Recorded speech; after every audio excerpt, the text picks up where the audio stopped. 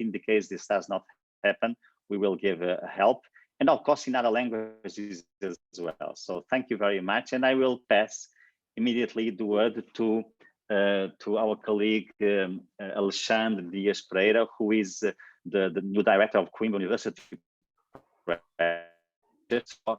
Very short panel. Thank you very much. So thank you very much, Professor Delfim Leão. It's a great pleasure and an honor for me to be here with you, giving this welcome speech. I greet you all. This will be a very interesting international workshop on publishers and publishing stances, a contribution to multilingualism and bibliodiversity. I'm new on these topics, and I will listen to you with all my attention.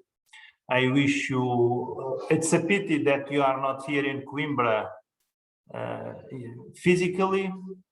I hope you will have a chance to come to Coimbra, to the city of Mondego, the town of Mondego, the river Mondego, and to visit, to those who have not yet been here, to visit our beautiful library, the old university, and so on. And I would like also to greet my colleague, João Caetano. We were brothers in arms as law students some dozen years ago, but he still looks very young, so I think. And you all, I wish you all a very wonderful journey. I will be here sitting and listening to you quiet. Probably I will not make many questions because I'm still getting into these topics, but let me just say that in the name of the Coimbra University Press, that this is very important, that we struggle for multilingualism and bibliodiversity. It would be a shame that after so many years of evolution, we would only come to know one language, even if with different variants. So I think we should all, not for nationalism, but mainly for cultural diversity. And we have an obligation to defend cultural diversity, to defend and to promote cultural diversity.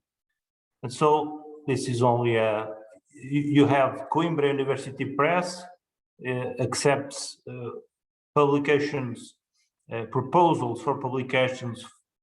They are open to not only to English books, but also to other languages. And eventually we could then make some, could come up with a book, an e-book edited by our vice-rector, eventually, with the proceedings of this workshop. And so thank you very much. I will not take you more time. And my best greetings to you all in the person of our vice-rector, Professor Delfim Leão. Thank you very much. Thank you very much, Professor Alexandre Ferreira, or Alexandre. Let us deal more frankly as without the title. So we are moving directly to the workshop, starting with the first panel, which will be devoted to open access journals, a report presentation, key findings, key recommendations, and kickstart actions. And it is my pleasure to present two people that, in fact, are deeply involved in this process. Arianna Becerril, whom I'm knowing for the first time personally. I have just read a paper she wrote. I read this morning a paper she wrote. She published a few months ago, a very interesting paper on the bibliodiversity and so on. And Pierre Mounier, with whom I have had the pleasure to work for many years. Well, I'll make just a short presentation. You have it available on the website. So Arianna Becerril, she's a full-time professor, researcher at the Autonomous University of the State of Mexico, a member of the National System of Researchers of Mexico, and she holds a PhD in computer science. She has played a key role in many open science initiatives, She's part of the founding team of network of scientific journals from Latin America and the Caribbean, Spain and Portugal, Redalyc, where she is the current executive director. She's founder and president of América, Conocimiento Abierto, and founder of the Red Mexicana de Repositorios Institucionales, and also member of other steering committees, as is the case of, for example, the Council of Directory of Open Access Journals. So she's someone very well acquainted with all these questions, and it is my pleasure to give you the floor. Arianna, welcome. Thank you, Delfim. I think, Pierre, are you going to start with the presentation? Perhaps, Delfim, could you please introduce him? Okay. Right? Yes, we are very inclusive. So normally women speak first, but it's my pleasure to Pierre, my good friend, Pierre Mounier. He is in fact at the very heart of the APEES consortium, where he is the coordinator for the community. He supports the cooperation between APEES partners and establishes strategic roadmap for the infrastructure. He is trained in classical studies and social anthropology. I didn't know that, Pierre, that you were trained in classical studies as well. Oh, okay. So I see why we managed so well.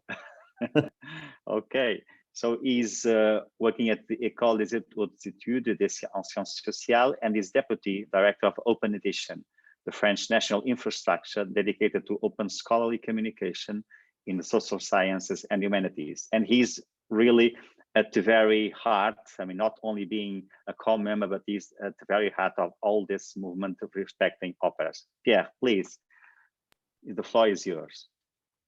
Thank you very much, Delfim. So I will try to do in a few minutes a general presentation of the diamond study. And I will start by sharing my screen.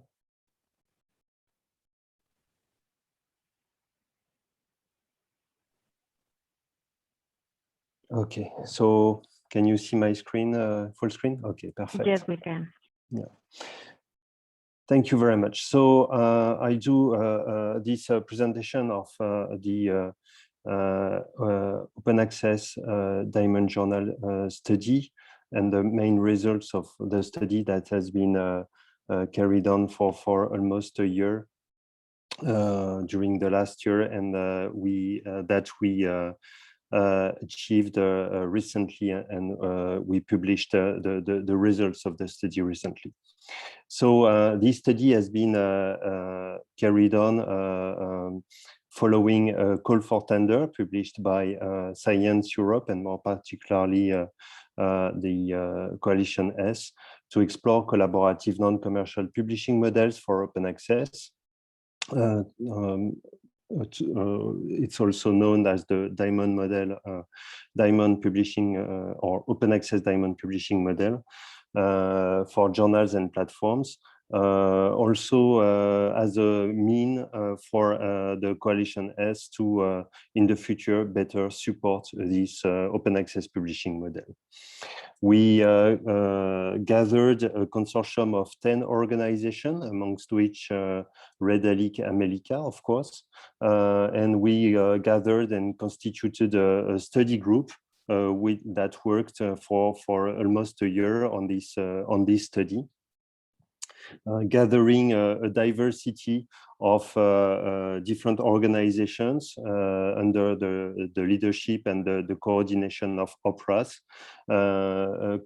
So the organization were coming from different parts of the world, different countries, mostly Europe, but not only, once again, with the presence of Redalyc and America, who made the link with the Latin American continent. But also different types of organization, more particularly linked to universities, libraries, or research. And we had a study group of 10 researchers working on this study constantly. And the study was, as I said, funded by Science Europe and Coalition S. We have published the results of the study on Zenodo recently, so you can find it and download our two reports. There is one report which is that is presenting more the findings of the study on one side, on one hand, and on the other hand, we have published also another report where we present our recommendations more towards the coalition as founders, but more largely towards the whole community to once again better support the diamond journals. I just want to mention also the fact that on Zenodo, yes, we have published and released the two reports, the findings and the recommendations, but you can also find the survey dataset and all the preparatory materials that we have gathered to prepare these reports. So the two reports, they are published under a CC BY license, but the survey dataset is published under a CC0 license, which means that other researchers than us can also take back this dataset and continue working from the data that we have gathered. As a matter of methodology, what we have done was basically three things. So we have three sources of information to do this study. First, we have done an analysis of bibliographical databases, more particularly the DOAJ, the Road database, and the Walt Crawford's GOA dataset of open access journals on one side. So this is really a quantitative part of the study. We have also done an online survey asking 95 questions to a lot of different journals across the world.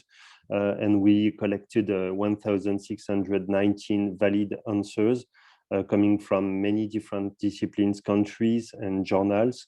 A lot of them, of course, coming from the Ibero-American area as well.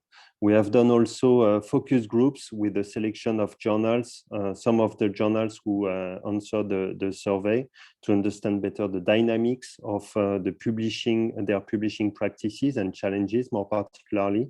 And we have done 10 interviews with the publishing platforms that host and disseminate those journals. So basically, our study is a mix of a quantitative and qualitative analysis about the diamond sector.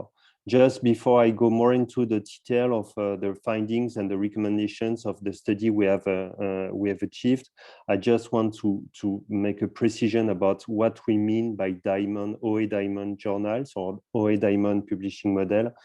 It's a very basic and a very inclusive and simple definition, I would say, saying that we consider OA diamond journals as all journals which are open access and don't charge APC to authors to publish in the journals. So journals that are free for readers and authors. So here you see the structuration of the findings. There has been a landscape study, an analysis of the compliance of the diamond journals against the Plan S technical requirements, an analysis of the dynamics of those journals, of the sector, the identification of the main sustainability challenges they face, and of course the recommendations. So here you see the list of the different recommendations. And of course, I won't go into the full detail of all those recommendations, but I'll try to give you the main takeaways or the high level, let's say, recommendations that I'd like to highlight for this conversation and for this seminar. Here you have the list of the different types of recommendations that we have issued. Okay, so now I can start with the landscape, the main takeaways from the landscape study part of our report. So just to say that the number of the OA diamond journals is very large across the world. So we consider that there are up to 29,000 journals from all different countries and continents and disciplines which correspond to this OA diamond model. So it's a large part. And we consider that it's something like almost half of all OA articles, or open access articles, which are published in diamond journals, which consist of between 8 to 9% of all articles published in peer-reviewed journals worldwide each year. So it's an important share, let's say, of the scholarly communication outputs. They are mostly published in relatively or published by relatively small publishers. I'll go more into detail about that in a few minutes. These publishers, they are mostly university presses or a research department or in universities and scholarly societies, of course. So usually they have a few journals, if not only one, for scholarly societies, for example, which differs a lot from, let's say, open access APC-based journals, which are usually published by large commercial publishers. So there is a strong contrast between the two different sectors. And this sector is also very strong in Latin America and in Eastern Europe. So I don't go into detail because I guess Arianna will make a focus on this more particularly. So here you have the way we have counted these journals. It has been quite a difficult work that was carried on by Jeroen Bosman, Bianca Kramer, and Jan-Erik Fransweg.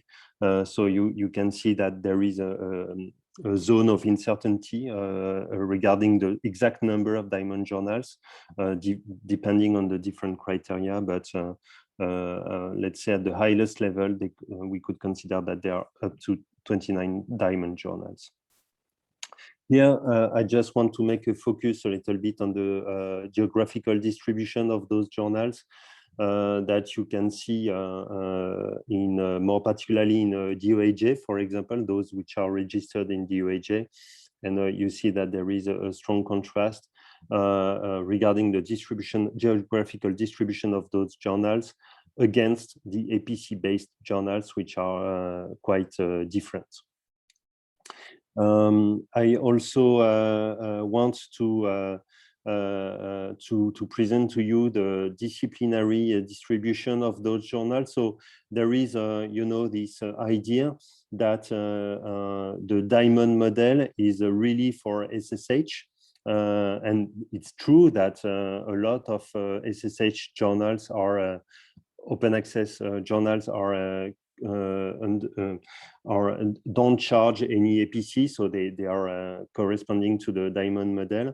But it's not true that it's only SSH. So it's important also to consider that a lot of journals in medicine and science are also corresponding to this diamond model.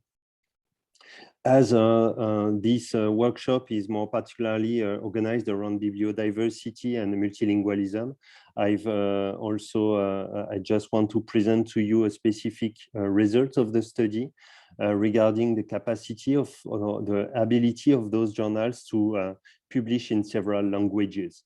And that's very interesting. I don't go into detail because you can read the slide, but I just want to make you aware of the contrast between diamond journals on one side and APC-based journals on the other side, where you can see that the diamond journals are much more multilingual than APC journals. So that's interesting to see that this model corresponds also to scholarly communication practices that embrace more, in fact, multilingualism and cultural diversity than other sectors of the publishing sectors. So as I said, most of those journals, they are owned by university. It can be university press, university libraries, university research departments. They are also owned by learned society, societies much more than any other kind of publishers, and more particularly commercial publishers, which are really not represented in this sector. So here you have some results about the size of the publishers who publish those journals, and you see that most of them, most of the publishers publish only one journal. So it means that, for example, you have a lot of scholarly societies who publish their own journal. They are publisher of their own journal. And here you see the distribution, which is of the number of journals per publisher in the diamond sector, where you have a lot of publishers publishing 1 or 2 to 5 journals, in contrast with the APC-based journals, where you have a lot of, most of the publishers publish large portfolio of journals. So there is a strong contrast in terms of structuration of the publishing sector between OA Diamond and APC-based. So that's an important information also in terms of bibliodiversity, I think.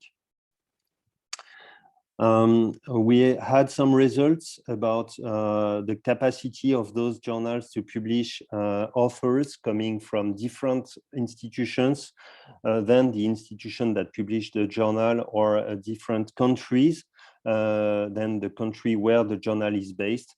And in fact, of course, I won't explain the detail of those results. So you'll be able to come back to this later on my slides, but or in the report, of course. But we can see also that the diamond journals, they are very pretty much open to a diversity of authors outside of their own institution, when they are owned by a university, for example, or outside of the country where they are based.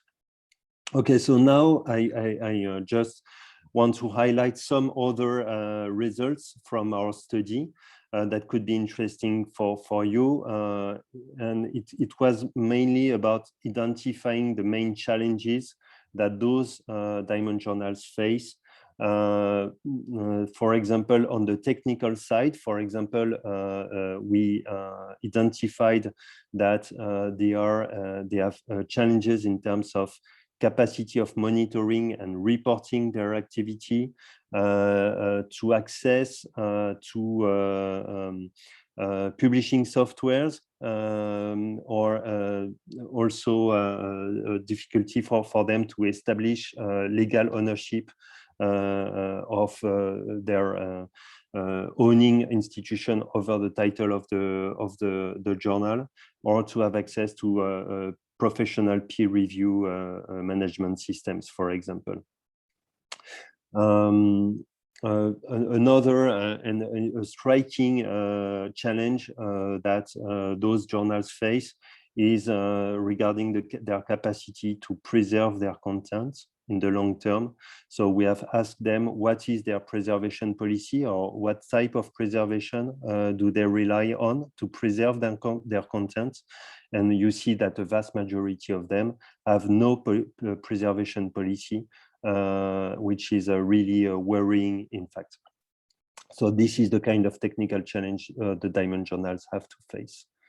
One of the main challenges that the journals themselves identified, and I think this is really linked to the question of bibliodiversity, is their ability to be indexed in international scientific information databases, such as WOS and Scopus, EBSCO, for example, as well.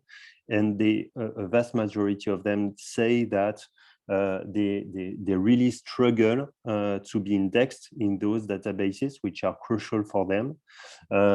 Even they have difficulties for some of them to be indexed into the DOAJ as well, which is another type of difficulty. And but regarding Scopus, the WOS, EBSCO, of course, there is also a link to the question of multilingualism and the domination of the English language. So this is probably something we can discuss during this workshop as well. Okay, progressively in my presentation, I moved from the findings of the report towards more particularly the recommendations.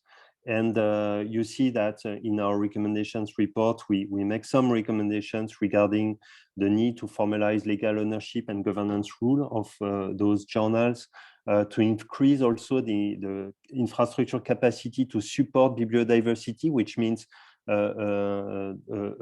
more capacity of the publishing platforms to welcome and to support a wider diversity of journals, or to better coordinate editorial and quality assurance service provision.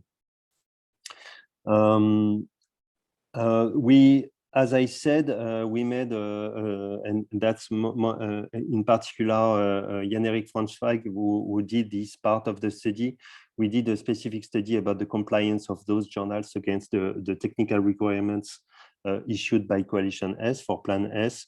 And to sum it up in a few words, I would say that the diamond journals are on the road of being compliant, but they are not fully compliant with all the criteria. And here you have the list of the different criteria. The most worrying part, I would say, is that we have, and you can see that on this table, that we still have almost half of the diamond journals who don't attribute any persistent identifiers such as DOIs to their articles, which is an important requirement from Plan S, but more specifically, it's also a challenge which has to be addressed by the journals and by their supporting institutions to increase their capacity to have DOIs attached to their articles.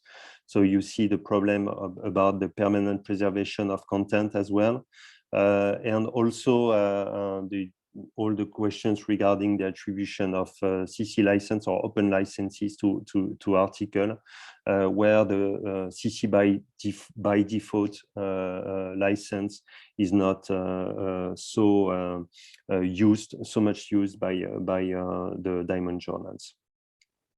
So we made some recommendations, and what we found regarding DOIs, for example, is that for those journals, they don't have the financial capacity to become Crossref members, to be able to buy DOIs, because the cost of entry is too important for them to Crossref. So our recommendation is that we have intermediary institutions or organizations who could sponsor the acquisition of DOI for those journals.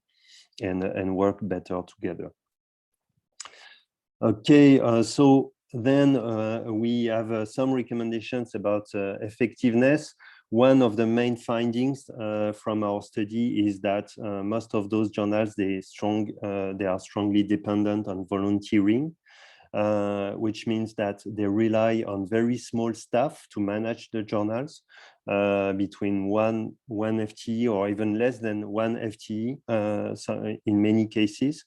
And a lot of the workforce to manage the journal, to do the editorial work in particular, or to do the triaging of the articles, indexation, and so on, is the result of volunteering of early career researchers, of PhD students, other kinds of academics, which is at the same time a strength and a weakness, because in terms of sustainability of the journals, it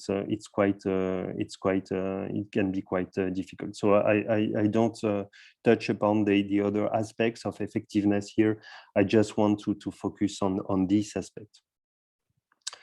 Okay, so this is the list of the recommendations regarding effectiveness that we have issued as well, and we would like to encourage more really the journals, and more particularly the institutions that support those journals, to reflect about the share of volunteering and in-kind contributions on which those journals rely. We have done some research about the financial sustainability and the capacity building that could be developed to support this sector. And we ended up, so I go quick here, just not to take too much time, on some high-level recommendations. So first, we think that it could be interesting and it's necessary to create what we call an OA Diamond Capacity Center. So we shouldn't imagine it as a worldwide center, but rather as a network or as a hub of capacity centers, sharing, enabling the diamond journals and their institutions and the scholarly societies to share amongst them know-how, knowledge, tools, training, documentations, so that they don't have to reinvent the wheel, each of them in their own corner. Because one of the main things that we discovered during this study is that the diamond sector is not yet a community, but it's what we call an archipelago. Each journal is a little bit isolated from each other, and they don't communicate enough. They don't have enough collective action to increase their effectiveness, but also to be stronger together. So we think that the creation of this capacity center could be a good way to address this challenge. And we think also that this should be organized and created and developed not top-down, but bottom-up. And that's why one of our recommendations is to multiply preparatory workshops such as this one to discuss amongst the community about the common challenges and the common solutions that those journals could find together, but also to prepare for what could be considered as an international symposium next year, for example, where the whole community could gather together and imagine together common solutions. So here, in terms of financial sustainability, you see that the main takeaways of what we found. So for example, 70% of those journals, they run on less than 1 to 2 FTE. Over 60% of them, their budget is under 10,000 euros a year. They rely on volunteering, as we say. But the other point, which is interesting, is that a lot of those journals, when we ask them, do you make profit? Do you make loss? Or do you break even? They don't know how to answer. So it means that they don't even have the information about where they are in terms of sustainability, what is their developing path, are they in a danger or not, because there is a lack of knowledge, a lack of information about their own sustainability. So we think that they could be reinforced in this way and helped by having a better understanding of their own financial situation, for example. Okay, so this is our recommendations regarding the sustainability of those journals. And one of course, those recommendations is recommendations towards the funders, and more particularly the research funding organizations, to support better and to invest in the future of OA diamonds, because I think that we have showed that this sector, those journals, they represent an important share of the scholarly communication sector, an important vector of dissemination of the research results, as well as the diversity of research across different countries, cultural backgrounds, languages, and disciplines. So they need to be better supported by the funders of research. And I think that's it for my own presentation. Thank you very much. Thank you very much, Pierre, for this very stimulating presentation. And I would pass give the floor immediately to Arianna, and just to say a word to all the participants. You can already use the chat to put your questions if you want to put. We will collect them and try to save some time so that we can go directly to the discussion later. Thank you very much. Arianna, it's yours now. Your turn. Yes, thank you, Delfim. Could you please confirm you see my slides? Perfectly, yeah. Okay. Well, thank you, and thank you, Pierre, because I'm going to take the presentation that Pierre has made as a frame to what we are doing in Latin America, and particularly how the Diamond Open Access model has been working for decades, I would say, in a natural way in Latin America. So I have some comments regarding the study that Pierre showed, that as he said, we participated on it. And also I would like to frame this open access tradition in Latin America, just as a reminder that we are been working in this model for many, many years.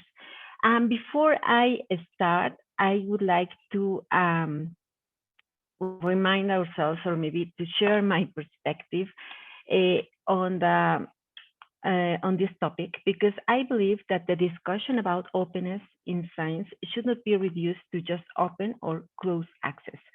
That sometimes I see this kind of approaches in different forums when they are talking about openness. So for me, it should be for the sake of equity, epistemic justice, bibliodiversity, inclusion. For me, open access and open science is a great opportunity to really enabling science as a global conversation.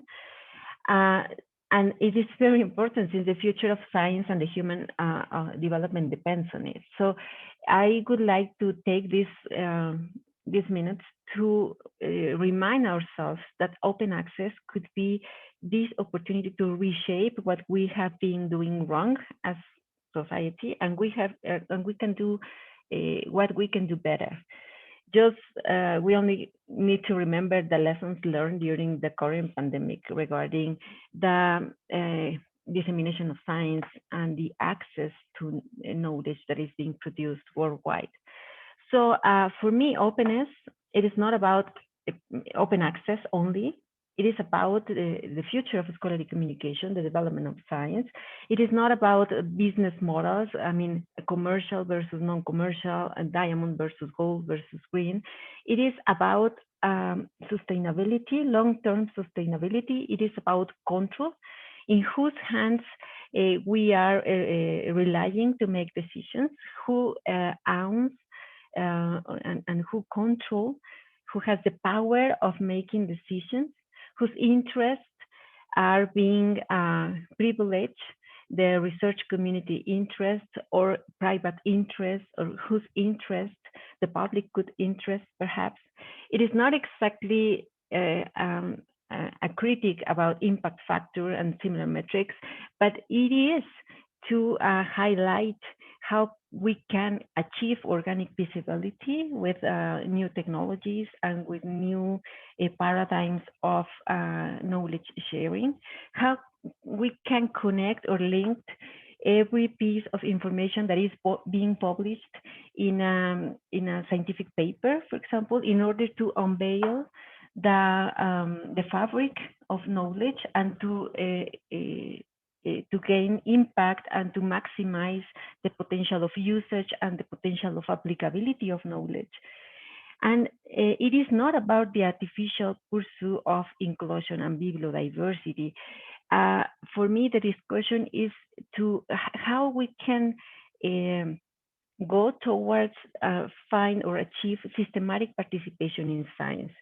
That a system that each researcher, no matter the geographical the geographical place where it is based, can share their findings with any other colleague around the world and can publish their findings as fast as possible and as wide as possible in order to accelerate the applicability of knowledge. So I would like to think on systematic participation in science. And I think this is what at the end bibliodiversity and inclusion is looking for, and also multilingualism. I'm going to to talk a little bit about it at the end of my presentation. So for me, this is the real discussion. And this is why Diamond Open Access matters and matters a lot, because this is, for us, perhaps the healthiest way to achieve some of this, or the majority of these goals. So just to provide a little bit of context of the Latin American ecosystem, because I would like to call it like that, because it works more like an ecosystem. So Latin America has created and has maintained non-commercial infrastructure sustained by universities. Well, and I would say perhaps probably Ibero-America works the same way. Where governments, institutions, universities have been supporting scientific publishing, that belongs to academic institutions and not to large publishers. So in this tradition, there's no fee needed for authors, not for readers. And every institution supports journals that are driven by their own faculty members. And then that content is made available in open access. So this means that everyone gets benefit from everyone's investment. And I would say this landscape really works more as an ecosystem, and I can precise a little bit about this, because we don't see exactly this archipelago that we found in general in the Diamond Open Access study, because in Latin America we can find a complex cooperative system between between universities, but let's say in a upper tier or upper layer, we can find different, for example, journal portals and repository networks. And above that, we can find also platforms of aggregation and platforms or regional platforms, let's say, like, for example, for journal publishing, we can find Latindex, Redalyc, Cielo, Claxo, and for institutional repositories, we can find, for example, a Referencia. So in this ecosystem that is being sustained by the academic community, by universities, governments, with a great amount of public money invested in this ecosystem, we can find universal benefit, because this is a non-APC natural ecosystem where everybody can access from any part of the world. So in this kind of complexity, we can find different key factors. For example, cooperation, networking, crowdsourcing, open source software. I could say that perhaps, and I think I'm not wrong in this, perhaps this region is the most advanced region regarding Diamond Open Access. And paradoxically, this term is not being, it is not familiar to this region, because even open access term is not familiar at the beginning in this ecosystem, because open access was a natural way to work of dissemination of knowledge historically. So even before the term open access was coined, open access in fact has been performed in the region. We have a little bit more than 11,000 online journals. 2,000 of them are quality certified journals. Certified by whom? Well, by the entities or regional entities that are in charge of certify or assess quality, which is Latindex, Redalyc, or Cielo, for example, and different national indexes that we have in different countries. We have 62 open access mandates, 4 out of which are national mandates. In Argentina, Mexico, Brazil, and Peru, we have national legislation about open access. We have the national networks of institutional repositories, which are also integrated in La Referencia, which in turn is indexed or is part of OpenAir and other broader initiatives. So I like to think that we are really working towards this ecosystem with challenges, of course. I'm going to talk about challenges a little bit later. But please don't see this this slide as a reductionist way to see the communication of science. But for me, it is just to explain how we can easily see two different approaches. One is the science as a commodity, science as a commercial product, where it is dictated by, for example, university rankings, owned by commercial companies. Well, I mean, the publishing is owned by commercial companies mainly, which is impact factor-based research assessment, which the open access is evolving through transformative agreements based on APC, or these charters for authors. But in Latin America, we are following more an approach of science as a public good, science as commons, which is academia-owned, which is naturally open access, which is APC-free, which is natural multilingual. We have mainly Portuguese and Spanish, but a transition to English, and I'm going to comment some of these recent findings on that a little bit later, and which has been not impact factor based mainly because we are underrepresented in the databases, for example, Web of Science or Scopus. So I wonder which approach will structurally enable equity, bibliodiversity, immediate open access, no pay to read, no pay to publish, controlled by the academic community, and publishing sustainability. So we have to think that every step we take, or every decision we've made as a researcher, as in a university, we have making decisions regarding the future or policies inside institutions or governments, is impacting in achieving these values in scholarly communication. So just to remind that the map is not the territory. If we analyze, for example, the collaboration based on Scopus, we can see perhaps that the gravitational center of scholarly communication is based in the north, the global north, let's say it as a concept. And if we take the same, or we made the same analysis based on different databases, in this case, we made it with Redalyc, we see different kind of interactions, mainly a more distributed connectivity around collaboration, around scientific collaboration. So this is very important because we are focusing and basing the industry of prestige and research assessment mainly in Web of Science and Scopus, and this map really doesn't represent appropriately the different regions, and it is not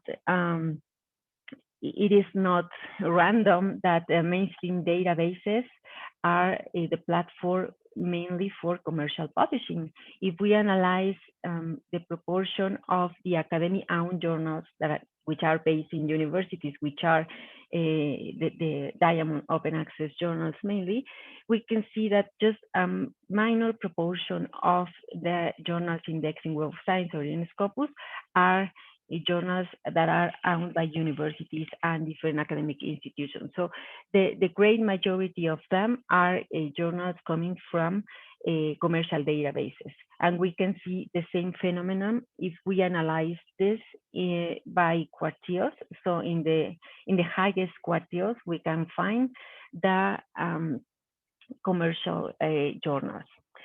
And this is why we are in the middle, we are living in the middle of a structural inequity in the research assessment, for example, regarding the so-called mainstream databases. This is, for example, a map that you can see the presence of journals in the case of Scopus, where you can see that almost the global south is kind of, well, inexistent here, right?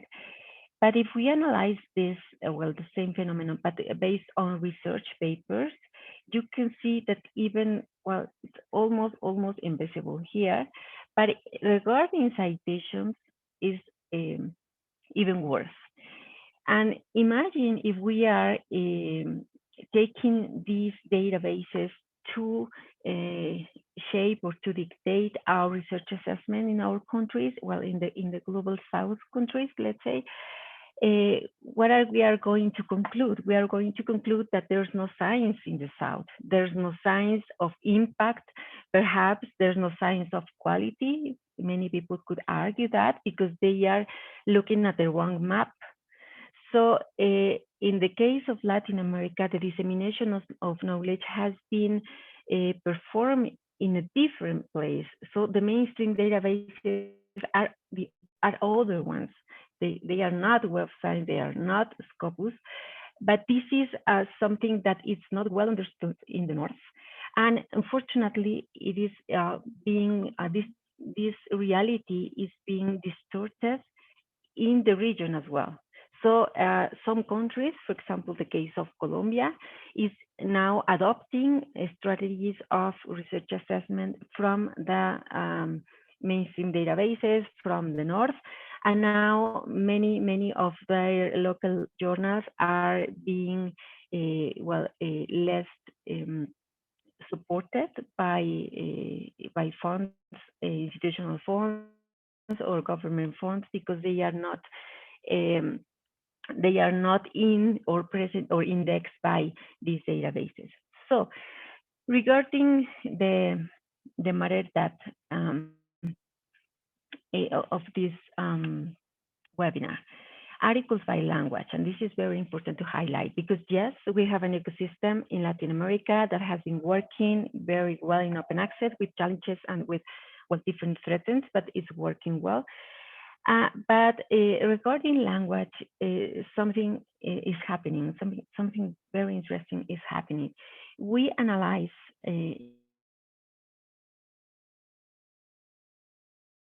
of the publications and scientific output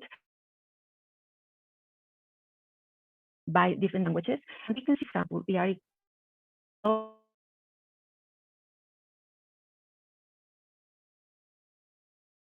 published journals by Redalyc of the Spanish and Portuguese are getting diminished of the detriment because the English is being adopted by the region. But if we see this analysis by country, by specific countries, we can see different phenomenon. For example, here in the case of Spain, we can see that, Spain is adopting the English language in detriment of the Spanish one. But it is perhaps more, this change, you can see that is deeper in Colombia, for example, that at the beginning, perhaps in 2005, they published more than 90% in the local language, in Spanish. But now, well, in 2018, the Spanish language now is only a little bit of more than 70% of the total scientific output of Colombia is being published in Spanish, and 1/4 is published in English. So if we analyze this by discipline, the case, for example, of sciences and social sciences, you see also a more dramatic behavior. The case of Brazil is just really, really dramatic as well, because if the Brazil country in terms of sciences and social science, we can see that in sciences we have just really almost Portuguese is disappearing from the map of publishing in Brazil. They are adopting different policies that privileges the Portuguese language, the English language over the Portuguese one. So it is a very dramatic behavior, and that has been analyzed based on Redalyc index journals. So we envision different challenges The first one, and perhaps the most important, is congruence in research and journal assessment, congruence with the regional ecosystem, with the benefits that the regional ecosystem is being providing to the region. Of course, we have different challenges in terms of sustainability and visibility and recognition of, around the world that there's science published in this region and there's science published with quality. And we also have threatened these different threats regarding the coexistence with commercial open access. For example, the evolution of open access regarding APC, these transformative agreements, which are directing the big funding flows to the commercial publishers. We are perhaps making the same errors as before, because in the past, subscriptions were the barrier to achieve, or the barrier to overcome, and now the APC is now becoming the new way of restrictions in the scholarly communication system. But just 2 comments regarding the open access diamond journals study that Pierre showed. Yes, we need more coordinated efforts worldwide regarding the diamond landscape. But, and I would like to comment on this, but perhaps this is not exactly an archipelago in Latin America, as I said before. I see Latin America more or towards an ecosystem, perhaps compared with other regions. We are more integrated. We are we are used to share our experiences and our resources more than in other regions. So this is very interesting. So this is why, for example, Redalyc exists, Latindex exists, because they are platforms that naturally started in Latin America as these components of the ecosystem to integrate different efforts for from different institutions regarding open access publishing. And well, the number of open access diamond journals is high, yes, and they face various challenges in terms of transparency, sustainability, technical capacity, yes. But in Latin America, there is not exactly volunteering as the way we can take volunteering in other sectors, mainly in the commercial sector. So in the case of Latin America, we can see that the staff that is working on the editorial publishing is based on universities with academic work, which is indirectly paid or rewarded because of the academic community. This is very, very different, because we have to think on diamond journals inserted in universities. So the staff, the work of the staff is part of the academic work. As a student, as perhaps as a researcher, as a faculty member, as a professor, but okay, it's part of the academic world. It is not exactly volunteering in terms of commercial volunteering.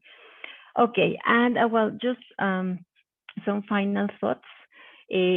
We have learned lessons from the Latin American open access diamond in the case of the organizations that I represent today, but also I would like to share these lessons with other countries that are starting to think about diamond open access or want to strengthen diamond open access. So it is possible to run journal publishing on a not-for-profit basis. I mean, non-APC. It is possible with a distributed structure of investment. In a cooperative approach, everyone gets benefit from everyone's investment. So what I said before, journal publishing in hands of the academic sector promotes more inclusive scholarly communications.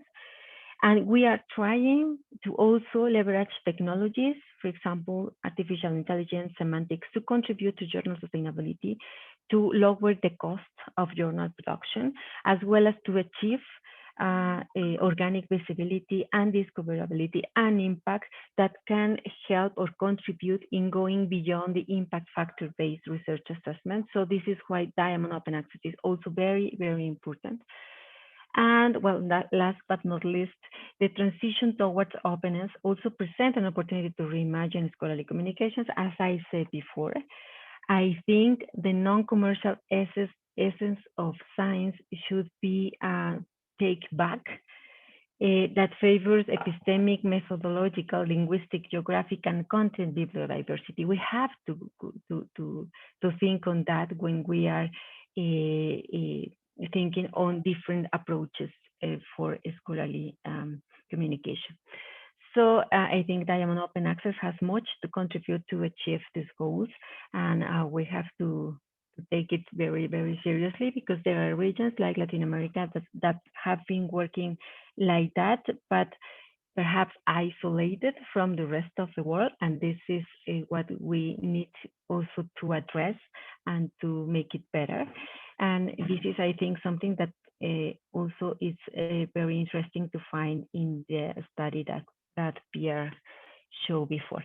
Okay, I think that's it from my end, and I would be happy to answer any questions you may have. Thank you very much, Arianna. This was a great presentation. I mean, the whole panel has been most inspiring.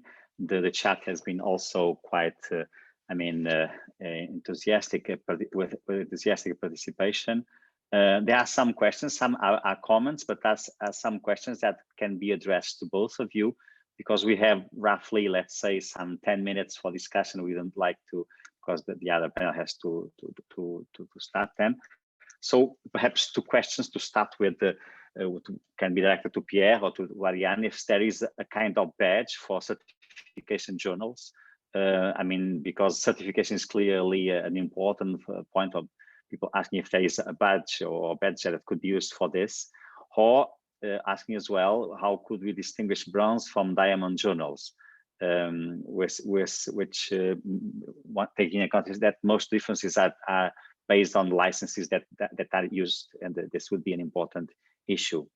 And for Arianna, more concretely, the sophisticated ecosystem that you have described for Latin America, of course, maybe it's a very interesting case, because maybe it's linked to the very languages that are being used, or to the way people behave, the way they interact. But the question is, could this be, in a sense, exported to other countries or to other regions where this is not, this kind of communication is not so well suited? So these are just two pair of starting questions for you both to start with. Yeah. And so regarding badges, I don't, is it a seal of quality, so things like that, or what is the kind of badges? I think it has to do, if one wants to have a journal, certified, it's like a premium service, perhaps, or something like this, like that. What I know is that, for example, in DOAJ, there are seals which are delivered by DOAJ to certain journals who share more particularly high-level metadata in the DOAJ. I'd like to come back to the question towards Arianna more particularly, and I agree. I think the one thing which is very interesting is that in Latin America, so as you say, Arianna, it's not an archipelago, it's an ecosystem, or maybe even a community. And I think that in other continents, and particularly in Europe, we have a lot of lessons to take from your example to be better organized as an ecosystem and as a community. Because I think that, for example, in Europe, the diamond journals are still an archipelago in some sort of way. So there are a lot of things to do to go into this direction. The diamond journal study was really global, so it was presenting a situation globally. But we said, I think, several times in the recommendations that there were lessons learned from the Latin American example to be adapted, not replicated, because of course the cultural contexts are different, but to be adapted to different continents, and more particularly in the European one. Well, regarding budgets and some quality certification, in the case of Latin America, we can find, well, Latindex directory, and also Cielo and Redalyc perform an assessment criteria to certify quality. So in Latin America, journals show this as a budget of quality. And this is important because we provide this service of quality assessment. Regarding the question about export this model to other regions, perhaps, yes, we are in fact working in the case of Redalyc with Angola and India as well to implement this model. They are developing countries with a scarce publishing tradition. And we are now, for example, the particular case of Angola, we are working with them to in a national legislation, and also in introducing this well, editorial practices in different universities that they have emerging journals. So we are working on a strategy of professionalization of editors, and also in extending these services to those regions. In fact, our services are now being extended outside Latin America. We are now working with the University of Bern from Switzerland, and also with other different countries, just because they want, for example, to get the XML JATs, just a requirement, for example, for Plan S. So we provide technology to achieve this, and also different quality standards and different other interoperability technologies. So we are providing now these services to other countries, and the idea is to extend Diamond Open Access and the particular approach that we have been working in Redalyc to other regions that are in need too. Yes, we are running out of time, and we have a second panel. This has been a very, very interesting study. One of the interesting things about this study is that it combines not only social science and humanities, but other areas as well. And normally they are discussed in a separated way, and it's very interesting the way they were presented together, and the kind of information we can extract from it in what respects compliance with Plan S, APEES, with multilingualism, and so on. All this is really, really, really very impacting and interesting. And I hope, and in a certain way, this is the goal of the second panel, how we can find ways of collaborating more deeply. Of course, the Iberia, the Portugal and Spain and Latin American countries, they share, of course, the same languages. Naturally, they can work together, but how can we, in fact, interact with a bloc, for example, the whole European bloc, and be able to increase what we can do together?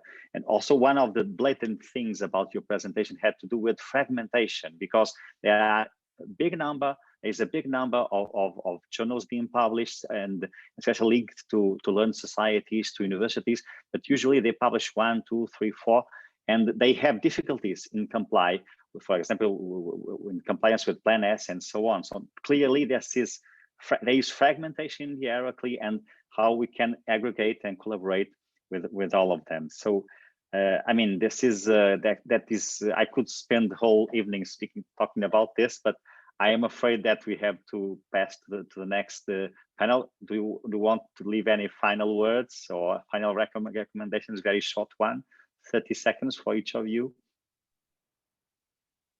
Well, I could spend also the whole day talking about this, but yes, I just like to conclude that yes, we need to collaborate together among different regions in such a way that we can achieve something that is very valuable, and I didn't say that in my presentation, but open access and well, the dissemination of science and scholarly communication, it is a matter of a study in Latin America.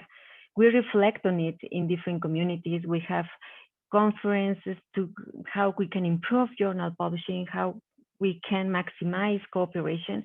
And this is something that I don't exactly see in other regions. Well, perhaps because I'm not in other regions, but I think when we take this as a matter of a study, as our object of research, we could really achieve this natural academic discussion regarding scholarly communication. And this is something that has been achieved in Latin America, and I hope we can do that among other regions. And I think the study is a good example of that, of cooperation.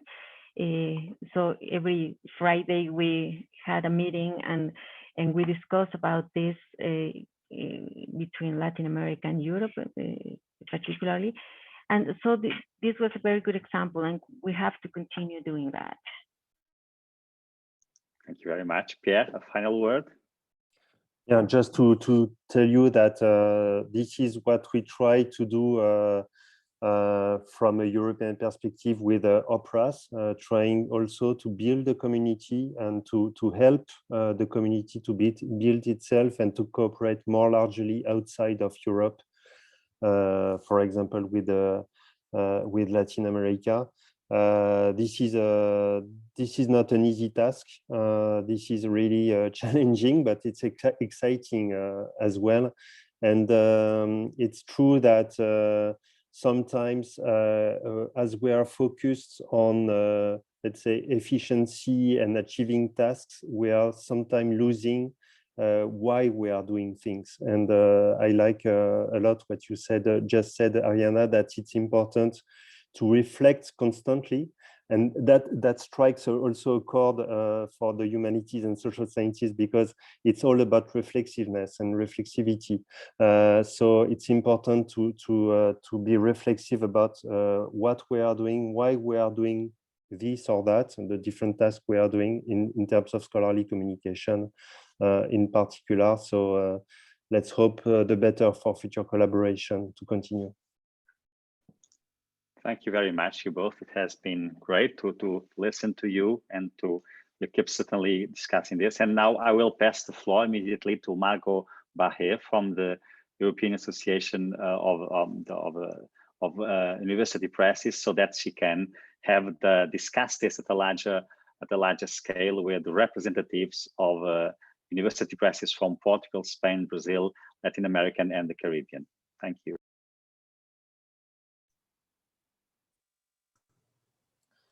So thank you for handing over. My name is Margo Bargheer, and I work for the Association of European University Presses.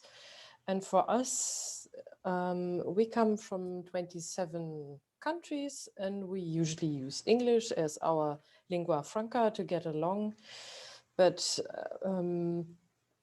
only for a few years now, we have realized that the easy use of a lingua franca in science, and for us as infrastructures to collaborate, has a downside to it that was very, very clearly shown in Arianna's slides, that the whole system starts to move towards being streamlined towards English. And that, of course, is to the advantage of the larger players, mainly the legacy players and the commercial players. And what I will do now, and for me, this is the first event of this kind, is that we will hear several representatives from Spanish and Portuguese speaking countries. They will give a brief introduction to what they are doing. And I invite you all to really read their CVs, because I will only give a very brief version. So our first speaker is going to be João Caetano. João is a trained political scientist, and he is associate professor at the Department of Social Science and Management at the Universidade Aberta in Portugal. And currently he is the chairman, and there is João, welcome. He is currently the chairman of APEES, that's the Associação Portuguesa de Editoras do Ensino Superior, and that's the Portuguese Association of Higher Education Publishers. The floor is yours, João.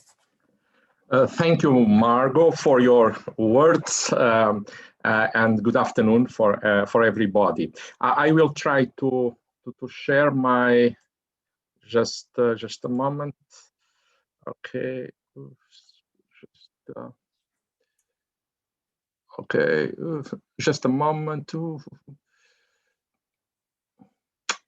There was a. Let me see.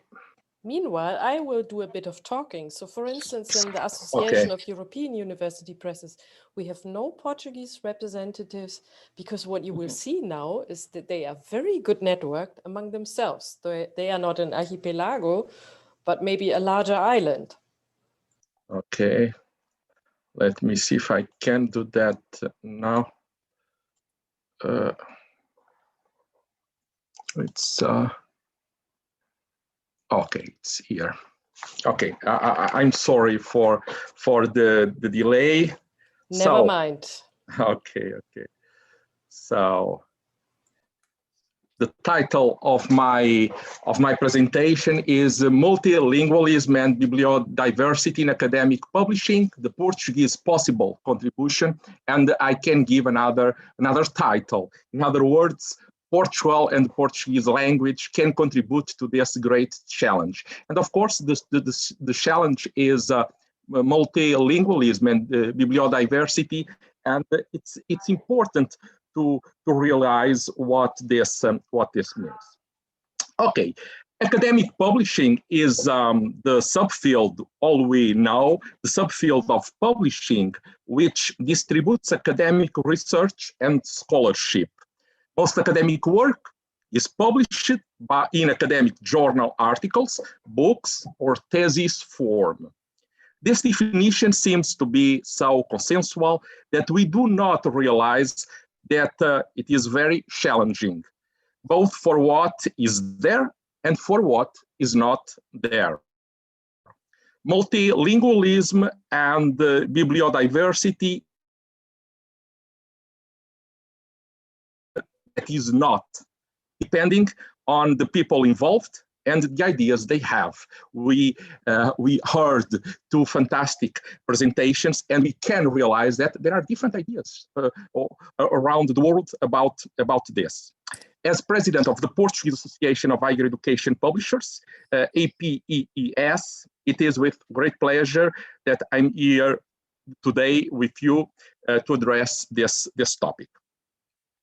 Okay, the necessity of protection of multilingualism and bibliodiversity is felt, we know, is felt more in the social and human sciences than in the natural and exact sciences, not only because academics in those fields are used to writing in their mother tongues, but also because of the nature of their subjects of study. Both terms, multilingualism and bibliodiversity, appeal to plurality in the first case of the languages, and in the second case of the agents, means and instruments of scientific and cultural communication. In 1998, a former Portuguese Prime Minister, by the way, the first and the only one female Portuguese Prime Minister we have had, Maria de Lourdes Pintasilgo, defined democracy as the reality of the multiple, of the diverse.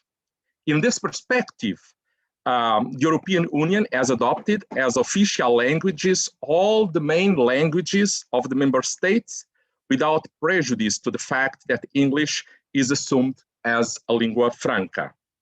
European states, on the other hand, have gradually come to recognize other languages in addition to their official language or languages. This is the case, for example, in Spain, where Galician, Basque, and Catalan were even recognized as co-official languages regions where they are spoken. The defense of multilingualism has made its way in the European Union. Yes, namely field research projects. I myself participated in submission of an innovative project called Time Towards Inclusive Multilingualism in Europe, led by a colleague from the University of Utrecht, Jan ten Taaije.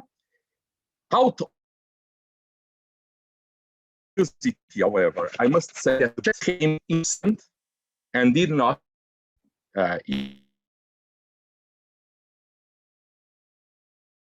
States. There are also many academic initiatives in official and sometimes co-official languages, for example, the Catalan, from teaching to knowledge, including academic published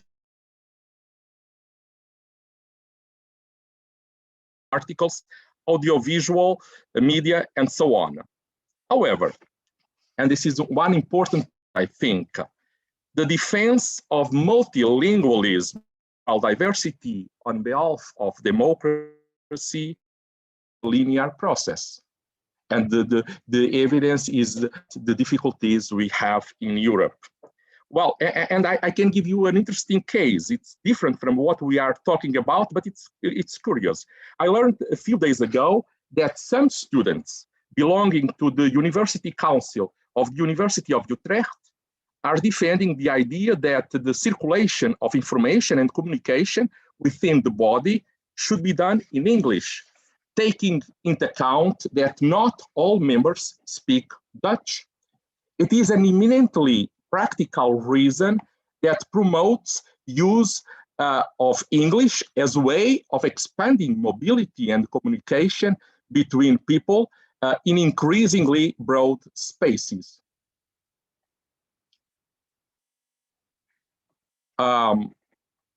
This is also the reason why researchers in the field of natural and exact sciences prefer to publish in English, not only in Europe, but as we have seen also in Brazil and in Latin America, as a way of accessing the best means of disseminating knowledge, mainly academic journals, and participating in relevant debates.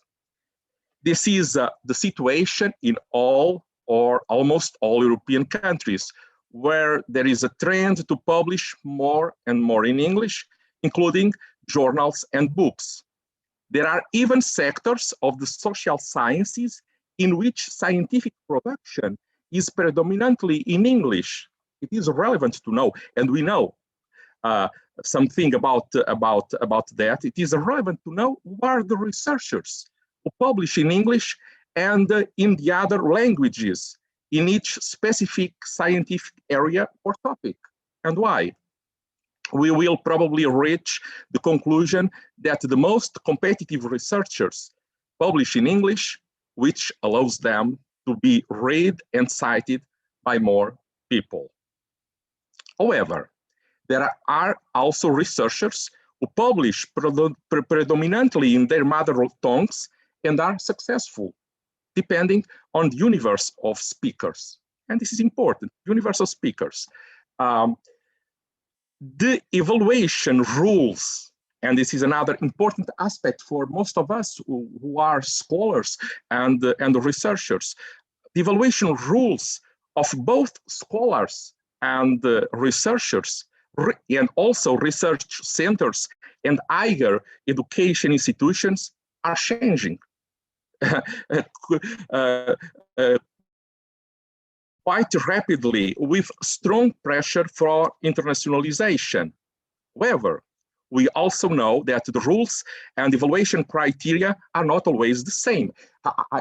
I know many colleagues in Portugal and other countries who are surprised each time they are evaluated, and if there is person A or B, or if there are the person C or the person D, the results are different.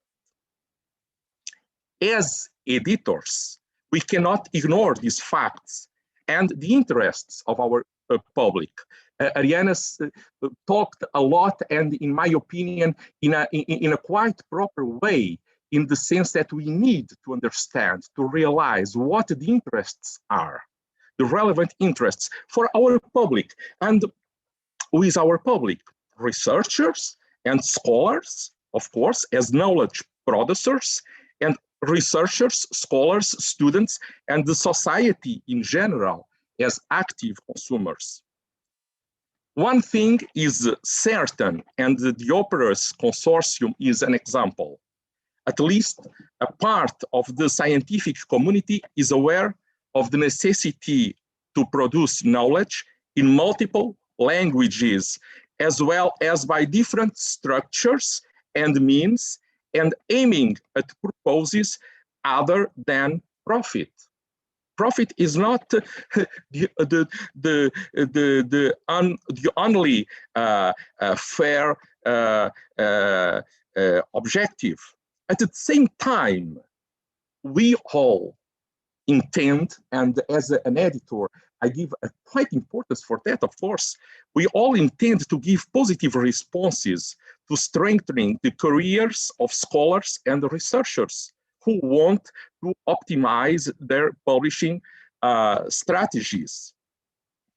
It is a fact that these ideas are mostly defended by the social sciences and humanities, but the ideas can also be defended by other sciences and actors. And Delfim said that some minutes ago. And I do think it is quite important to do that in order to involve other people. As we know, the concept of bibliodiversity is inspired by the concept of biodiversity applicable to agents and the means of scientific communication. The idea is not just to produce more titles in different languages, but to create a balance between different logics of scientific publication. For example, between profit-seeking entities and non-profit-seeking entities. Academic publishing policies are part, we cannot forget that, of institutional development policies in the field of research, knowledge transfer, and culture. It is to that extent that it is necessary to understand what are the interests, I repeat, the interests at stake, and what is the role of the agents and means of disseminating knowledge and culture. APEES has made this reflection, coming to the conclusion, Delfim Leão is the herald of this strong idea or hypothesis that the times in which we live are conducive to a recovery of lost relevance and prestige on the part of academic publishers. Open science policies, and we all are talking about this, which are now defended by people from a wide ideological spectrum, which is an important political fact, reinforce these ideas by placing at the center of the discussion the possibility of free access to all knowledge produced, at least which is publicly funded. We are aware of the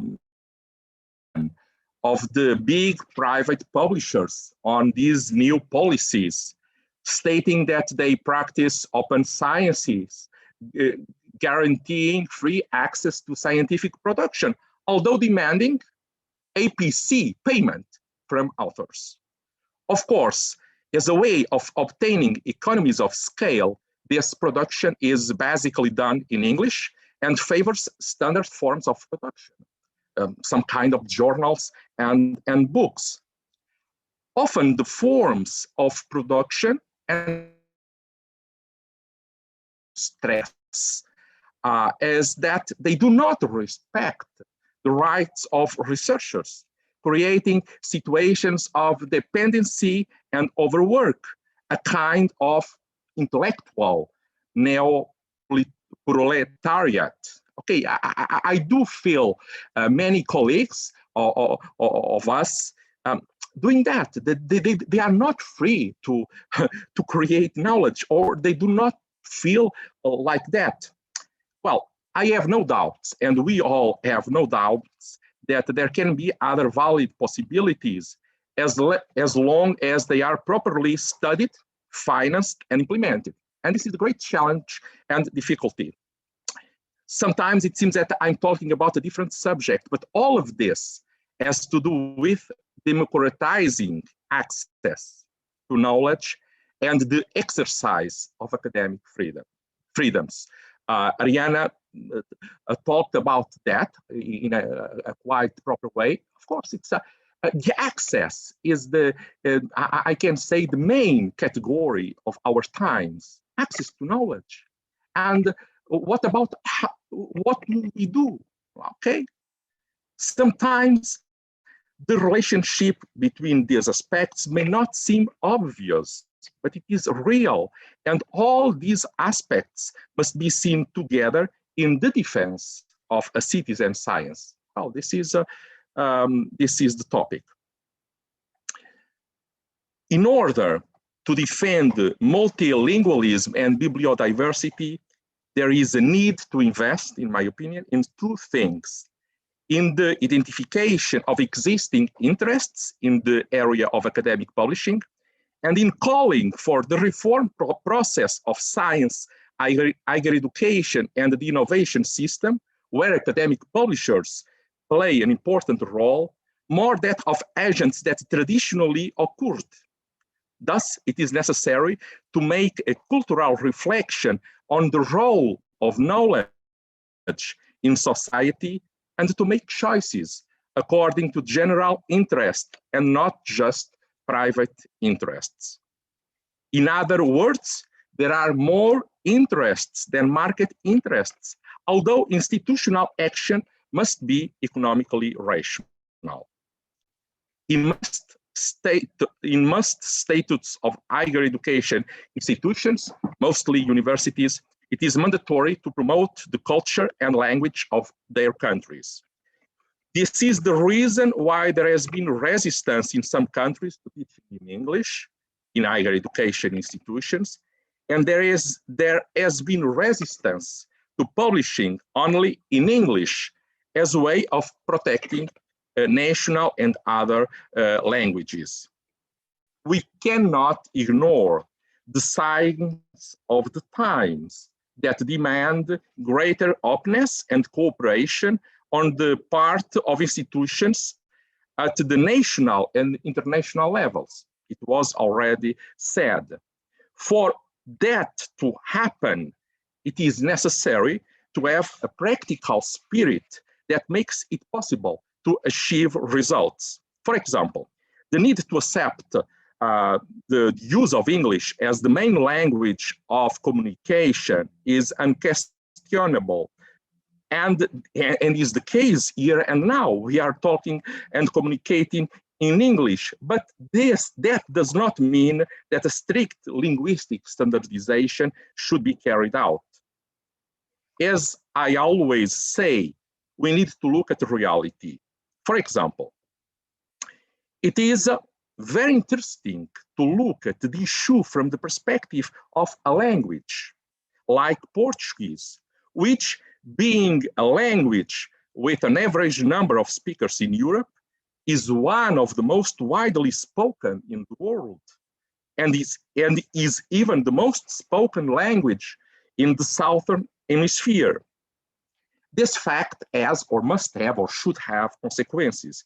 It is not by chance that at this table, representatives of academic publishing associations from Portugal, Brazil, Spain, and Mexico are represented.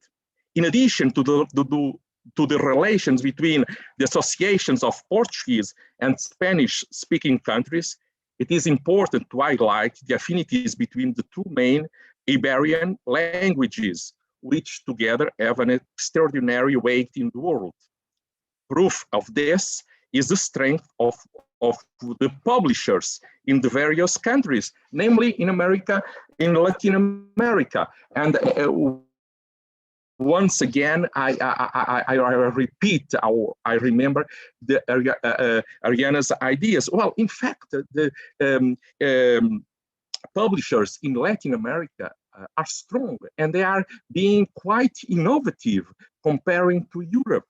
Okay, For us, editors, the way in which science is technically communicated, and we are talking a lot about that, is as important as the cultural reality that informs science and scholarship. Those who seek to develop effective policies for the defense of multilingualism face many practical difficulties. The same is true when we try to defend the book as an editorial object. We must understand that editorial policies will only be effective if, being innovative, they satisfy the interests of knowledge producers. We can try to sensibilize the agents of the national and European systems of science, higher education, and innovation to these topics, just as we can try to change the current rules regarding the evaluation of science.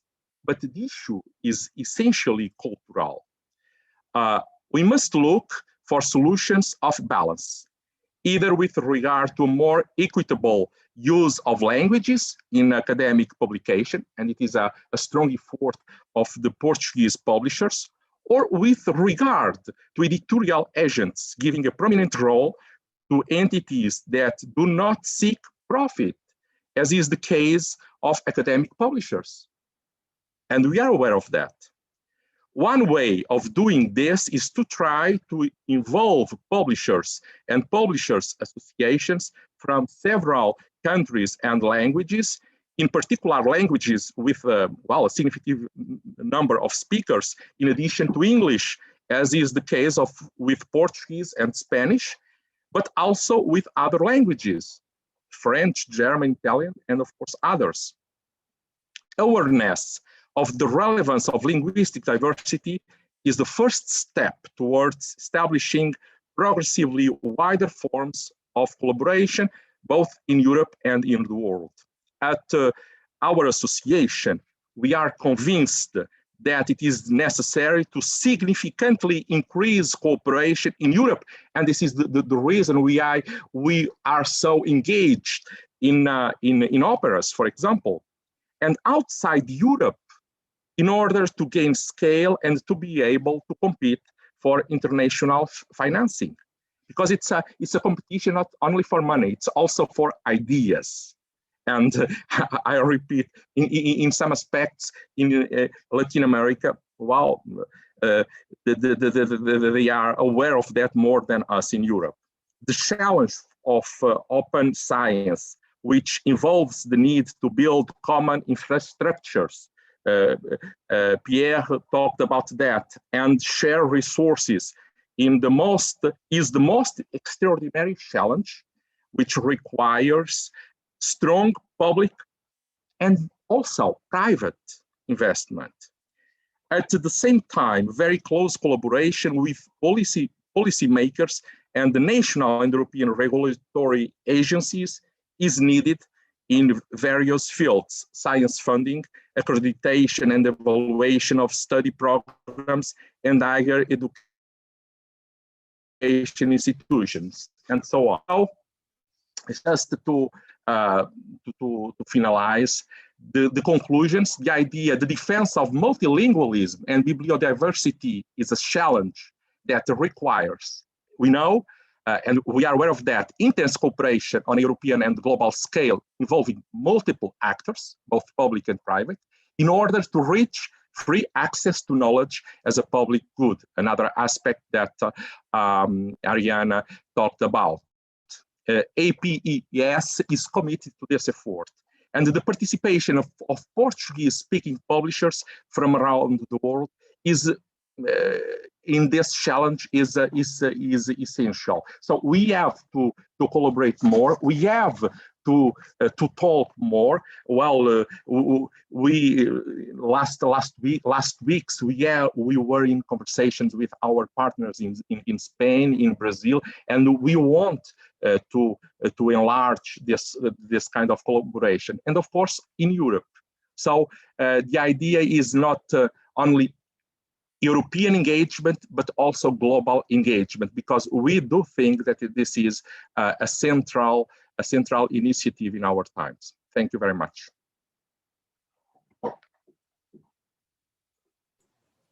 Thank you, João. There are no direct questions now in the chat. So I would like to remind the audience of a few key topics from João's talk. One is the balance of different logics. I think this is a very good analytical way of thinking that we are in that this balance of different logics is something that is challenged, especially by the commercial sector.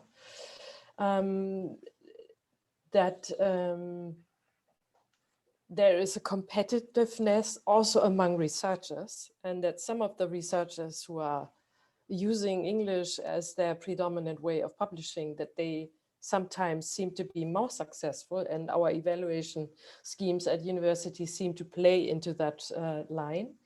And one other notion that João made, that was, we basically don't need a strict linguistic standardization of our lingua franca. So, and those are important thoughts, and I hope that all what you just presented, where we should absolutely collaborate more and use operas, for instance, as one of our networks, that Pierre has taken notes and that we can proceed on this. My suggestion is that we don't raise questions now, but that we listen to the other presentations. And if you have direct questions to João, please put them in the chat, so that in the end, hopefully we have some time to discuss, because we will definitely listen to more thoughts. Our next speaker will be from the Spanish-speaking world, and it will be Ana Isabel González. Ana Isabel is a trained law scientist, and currently she is a professor for financial and taxation law at the Universidad de Oviedo in Spain. And for 13 years, Ana Isabel has been the director of the university's press, and since 2016, she is the president of UNI, which is the Unión de Editoriales de Universitarias Españolas. And I hand over to you, Ana Isabel.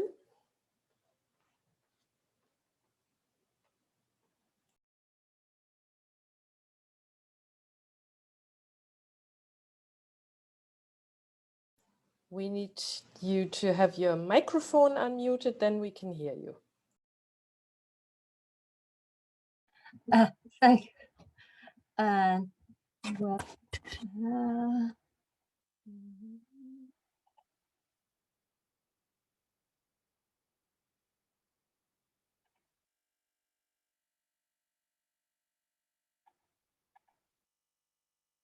Thanks. Good afternoon. Thank you very much for the invitation to this workshop, and congratulations for the organization. Centrally, this approach coincides with the position that the university presses, at least in Spain, have been maintaining for years, and it is also related to some of the challenges that they normally have to face. In the discourse between concentration versus bibliodiversity in scholarly publishing, university presses have to bet on the latter, because in fact it is their practice, and they are making possible to edit books that are not so attractive to the commercial sector. Without the university presses, many books could not be published. Obviously, we must recognize the benefits of the bibliodiversity and multilingualism.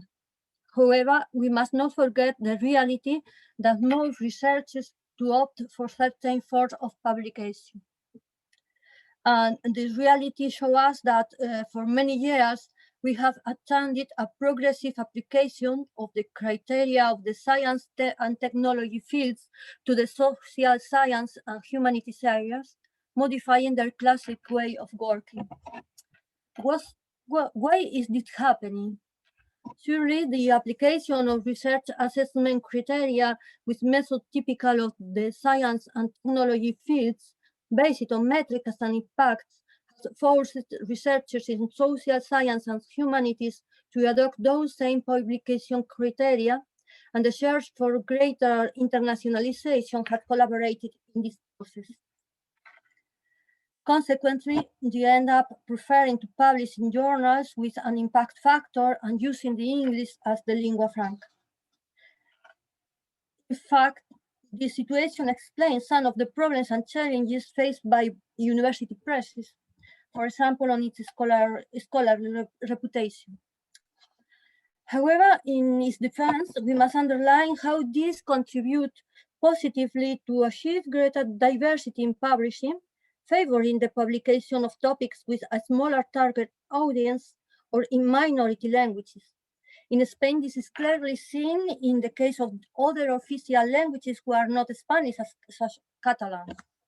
And they also play a very important role in the dissemination to the society of the work carried out of the university, as well as in the extension and cultural preservation. In addition, in the field of social science and humanities, they favor the edition of monographs of books instead of the majority publication in journals.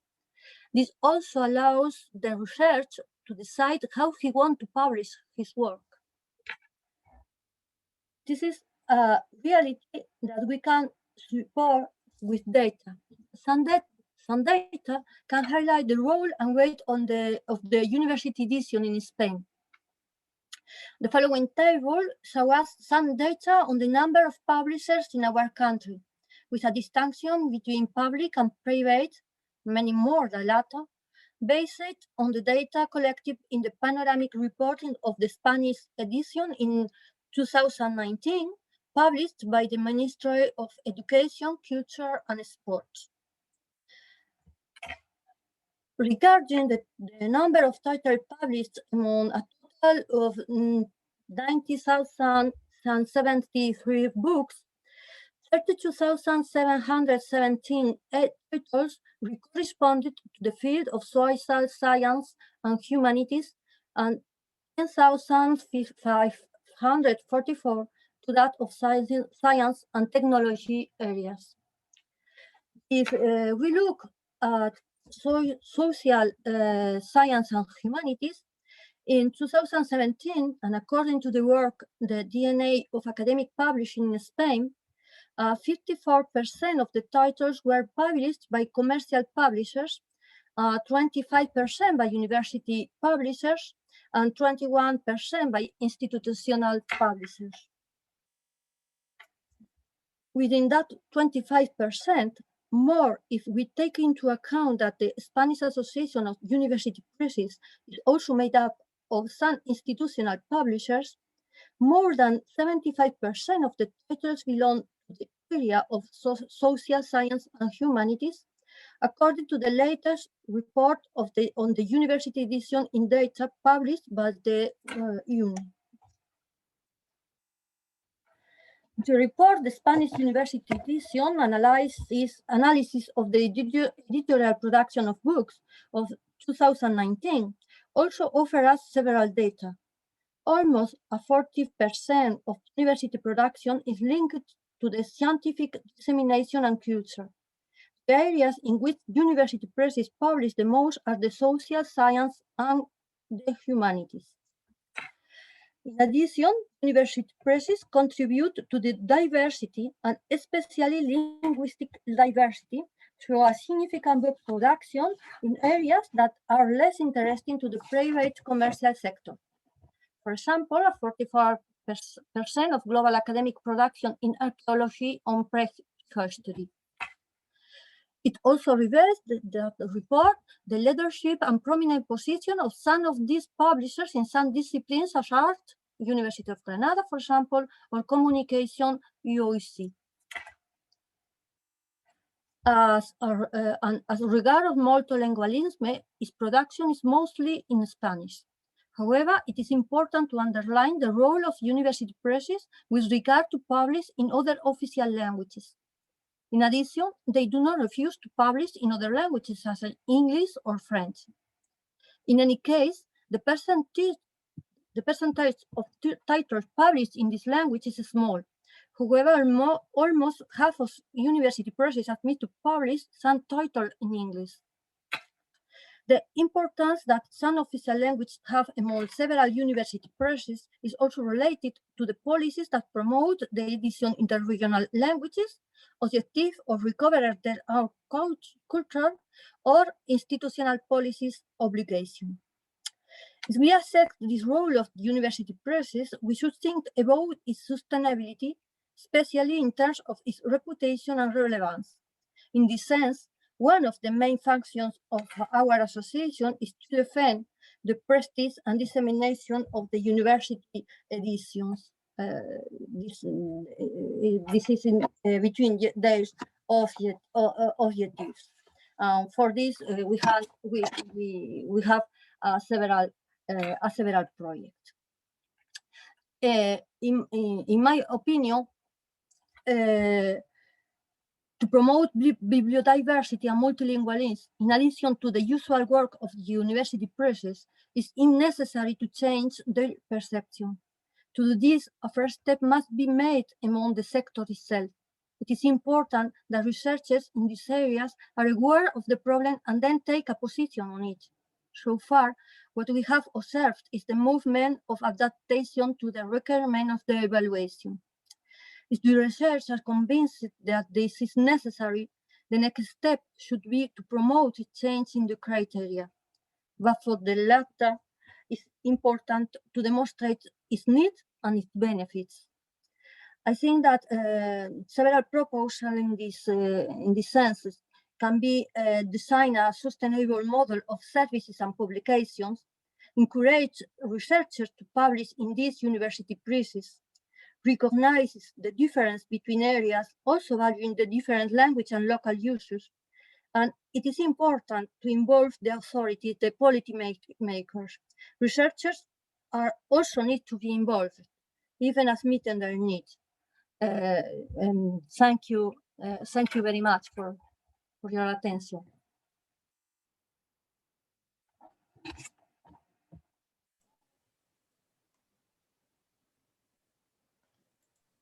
So, Ana Isabel, you took very little time for your presentation, so we can at least take a few direct questions to your talk. And one, Delfim noticed the same thing as I, and that is the total number of publishers in Spain is very high. And however, the output of the public publisher seems to be in relation to this high number, much higher. Does that, are these publishers mostly small size publishers? And the part of my question that comes along with, does that actually mean that the public publishers are more efficient in what they do than the many, many small commercial publishers? Excuse me, Costa, you talking about the number of the publishers, public publishers? Delfim noticed, like I did, that the number of publishers, so you presented some data, and that the number of publishers in Spain is very high. Yes. And the question now, so the first question is, are these mostly small size publishers? And the second question is, do you think that the public publishers are more efficient than many of these small size publishers? The number of published, excuse me, I want to compare,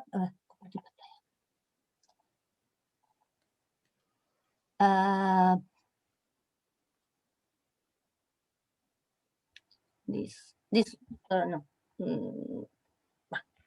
Exactly. This one. There are differences between the number of private publishers is very high because there are differences between there are a lot of little publisher, you can't compare the situation between among these. No, this report is about all the edition in Spain, not academic publishers. Okay. And when you talk about private publishers, and in public publishers, there are a lot of public administration. For example, local administration that can publish, edit some report or several reports, for example, and this is the reason for the high number of publishers, I think. And then, for example, in public educational institutions, we in relation with the university presses, we are not 70 because between the 17 partners in the union, a lot of them are an important number. They aren't university. They are research center, as CIS, for example, or the CIS, and there are other public institutions. For example, the Ministry of the Ministry of Education is a partner of the Spanish Association of University Presses. It's one of the questions. Yeah. And the other, I don't remember. The other one was, do you think that these university presses and these public presses, that in relation to many of the smaller publishers, are they more efficient, or are they also publishing small numbers of books? It depends. They are very important publishers. For example, in Spain, Aranzadi in law, for example, or in Tirant, Blanche. In this case, this publisher have a commercial perspective, and your work and the number of titles that he has is very, very high. But there are a little commercial publishers that have a few numbers of titles in the year, and I think in this case the university presses are very efficient in relation with it. Also, there are another question in Spain also, because the university presses is very different between them. They are a little. They are also little presses, little publishers between the university, and another very very high. For example, it's not the same. The Salamanca University Press in relation, for example, of La Rioja University Press, between the number of titles, but between the number of persons, your relation is very, very different. Okay, I hope that clarified some things. One takeaway that I want to remind the audience to remember what Ana Isabel said is that, for instance, the university presses take up what the commercial publishers won't take up. So they play a very important role. And that also in the Spanish system, there is a tendency that researchers are forced to mainstream their research and their publications for certain ways that usually benefit the legacy publishing system. So with this, I will hand over to the next speaker. And our next speaker is from Brazil. And his name is Gézio Hernani Gutierrez. Gézio holds a PhD in philosophy and degrees in logic and philosophy of science, plus an economics degree, which I think is a very powerful combination. Currently, he is a professor at Universidade Estudial Paulisto Julio de Mesquita Filho, briefly UNESP. So if you see UNESP in his presentation, that will be his university. He's the CEO of the University Press Fundação Editora da UNESP. And he will speak to us in his role as a director of editorial diffusion at ABEU, which is the Associação Brasileira de Editoras Universitárias. Jesio, the floor is yours. Thank you very much, Margo. Thank to the organizers as well, in particular Professor Delfim Leão, for the kind invitation. I'd like to make two preliminary warnings and remarks. Well, first of all, as you all can see, I'm a very old person. I'm an old publisher, old lecturer, and so you have to cope with me for the next 15 minutes without any slides or pictures, I'm afraid. The second warning is that my communication refers to books and books only, not periodicals. The title of the presentation is Brazil and International Bibliodiversity. All right. In answering the basic and underlying theme of the workshop, my slightly different formulation, how to boost multilingualism and the bibliodiversity, I must say bluntly that I have no definitive answer. Yet I do realize the full relevance and urgency of the question. After all, my whole professional life has been spent in a country and continent that faced what one could call a nearly permanent state of semi-insulation. The consequences of being unknown are widespread and damaging. We cannot forget the old Aristotelian Berkeleyan motto, to be is to be perceived. And that principle is particularly true when applied to academic publishing. The very raison d'etre of academic publishers and university presses is, in my mind, to reinforce the universal scientific dialogue and debate, the key to scientific praxis and progress. If the academic community of a particular country does not join that debate, it ceases to be relevant, and I even argue that ceases to be scientific or even academic. Brazil is a perfect case study in that regard. Indeed, the very peculiar geographic and political circumstances of the country within the South American continent make the aforementioned necessity of integration all the more urgent. Brazil is surrounded by 10 countries, none of which Portuguese is speaking, and 7 among those are Spanish-speaking nations. If South America is peripheral, I'm considering European North American markets, Brazil is the periphery of that peripheral region. Both Brazilian literature and Brazilian academic publications are virtually unknown, apart from some rare exceptions, even among Latin American regular readers. Now, what has been attempted by Brazilian authorities, publishers, and universities to break those linguistic and bibliographical barriers, at least those standing between our neighbors and us? Although a snapshot of regional bibliographic integration is at first sight disheartening, it is also a fact that we have made some steps forward.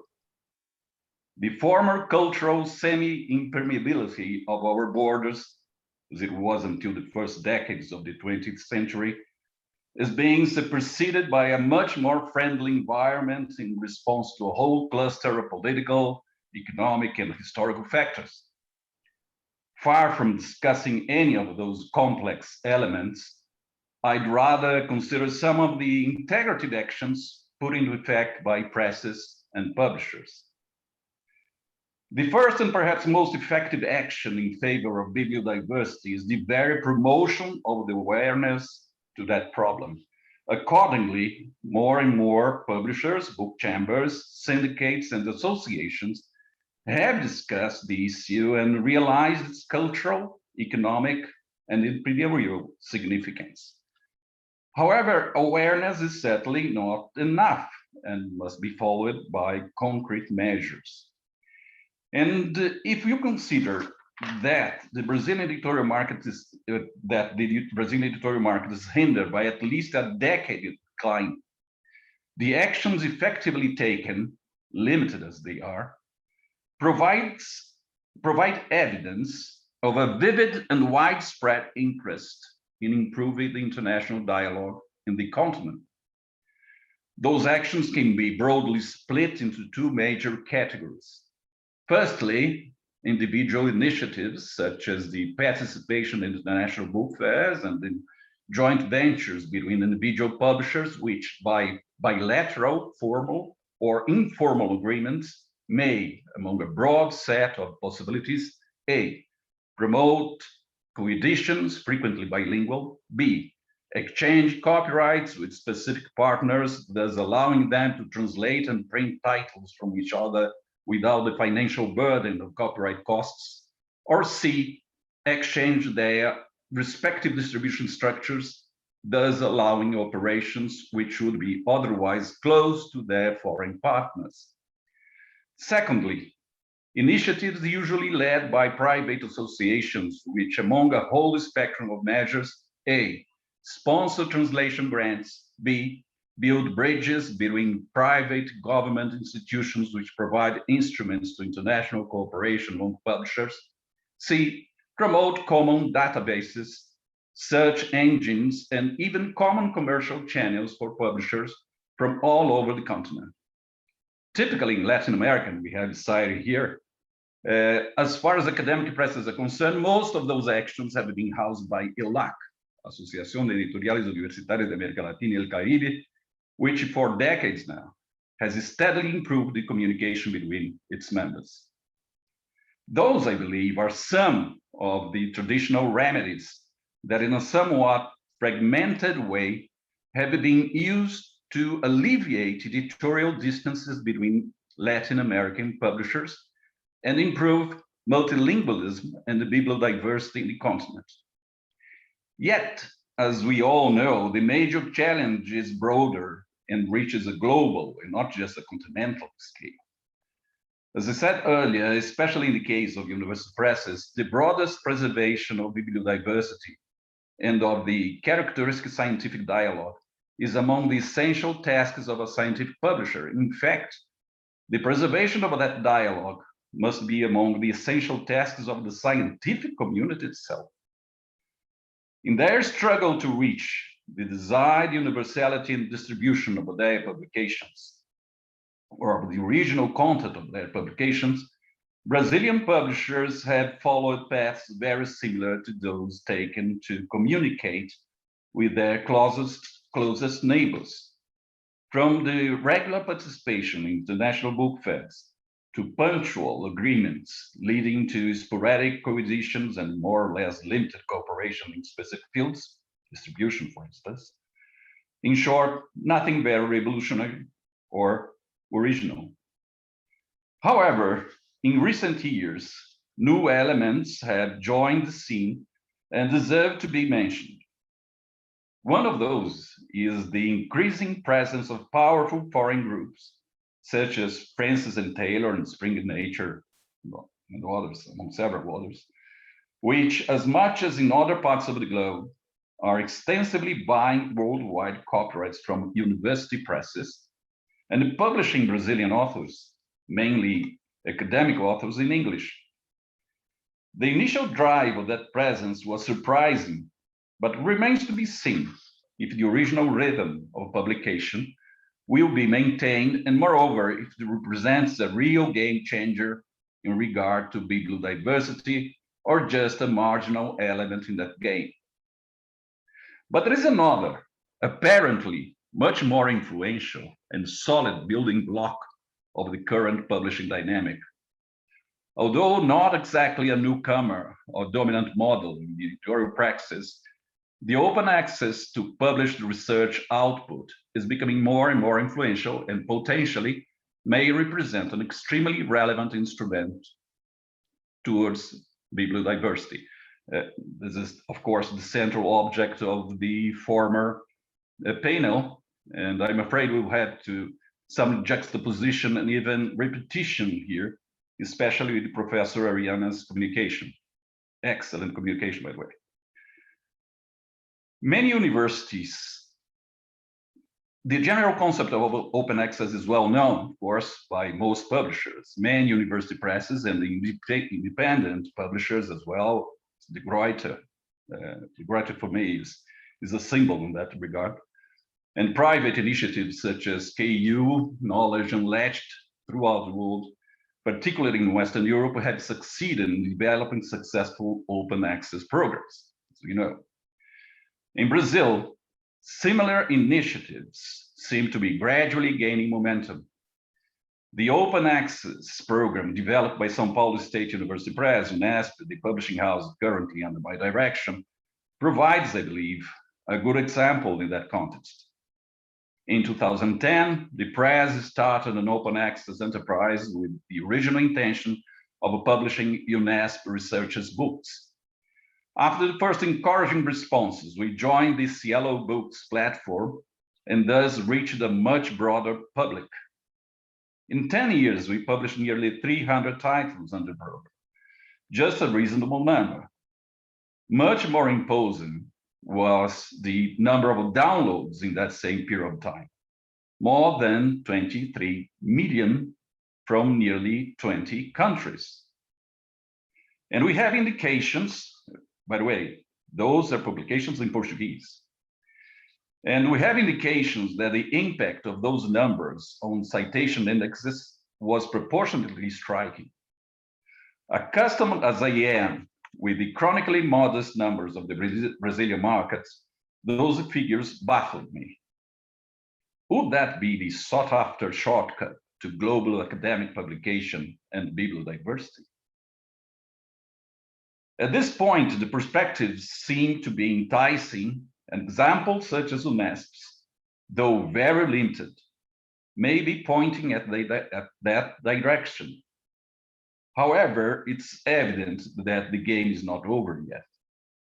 The well-known obstacles to the establishment of an open access broad network are still formidable. Sorry.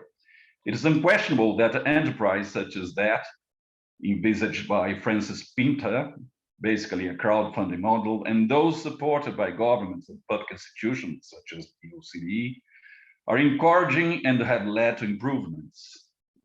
Yet the question remains whether the model is sustainable in the long run, and moreover, as the other panel has discussed the point, whether it is even applicable to every region of the world.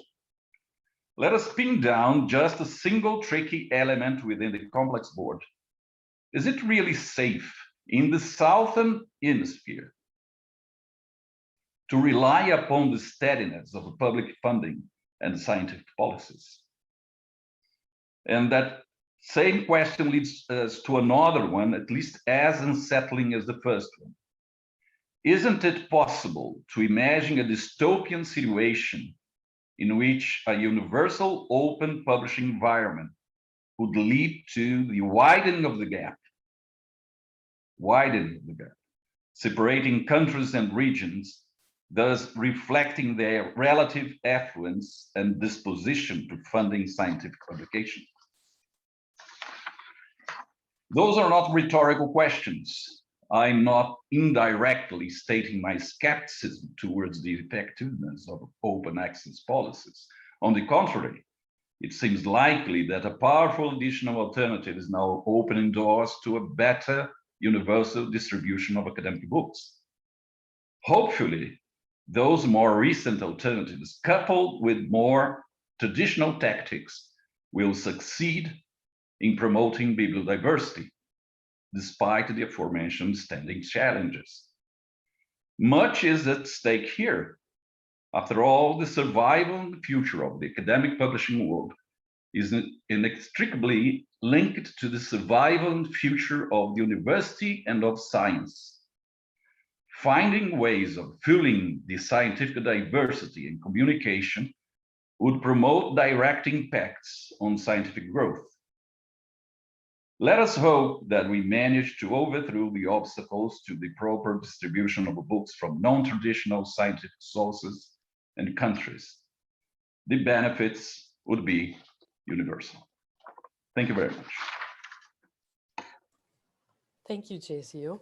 I have to hurry up now a bit because Sairi, our next speaker, she will have to go in time, but maybe we can all stay on a little bit longer and have the possibility to clear some questions. So now I will introduce you to Sairi Carpmita-Stein. Sairi holds a degree in Hispanic languages and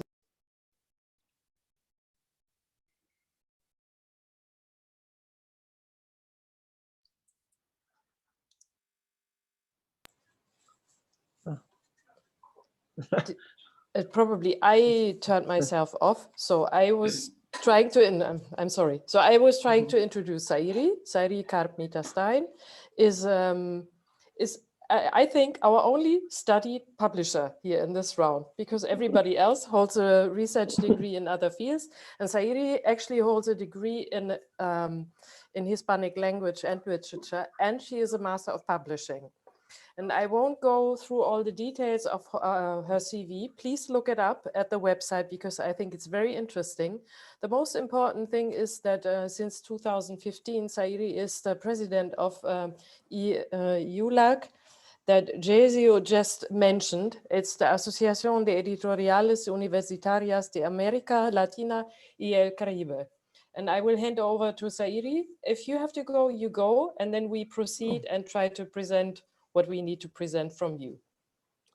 Don't worry, I can stay now and I'll go when I finish. Okay. Thank you very much, Margo, and hello, and thank you very much to Delfim for this invitation. And I want to say hello also to everybody and to João and Isabel and Jessio, that it's one of my heroes in the university press, in the university edition. Well, I'm gonna share a slide. You all can see this, it's okay? It looks okay? Okay, perfect. Well, the discussion on multilingualism, as well as the discussion of open science, is present in all the Latin American countries. Sometimes it's a little bit complex because we have to consider many fronts at the same time.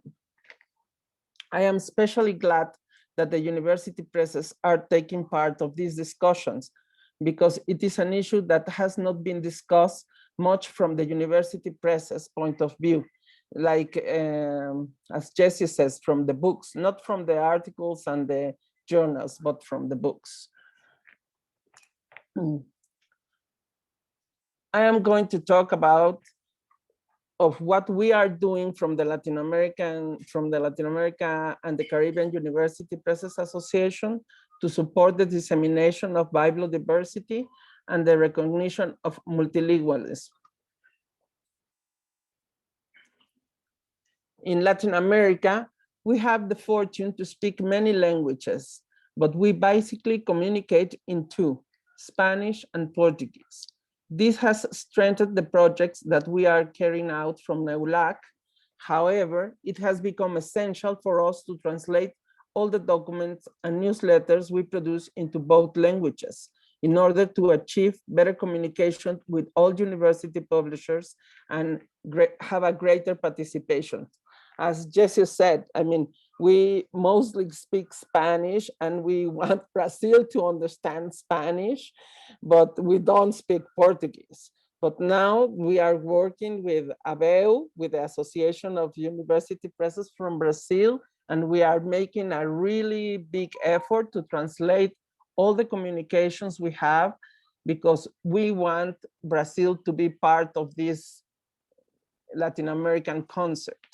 So, and I know APEES is making a very big effort. So all the, each and all the university presses have the information they need to be part of this.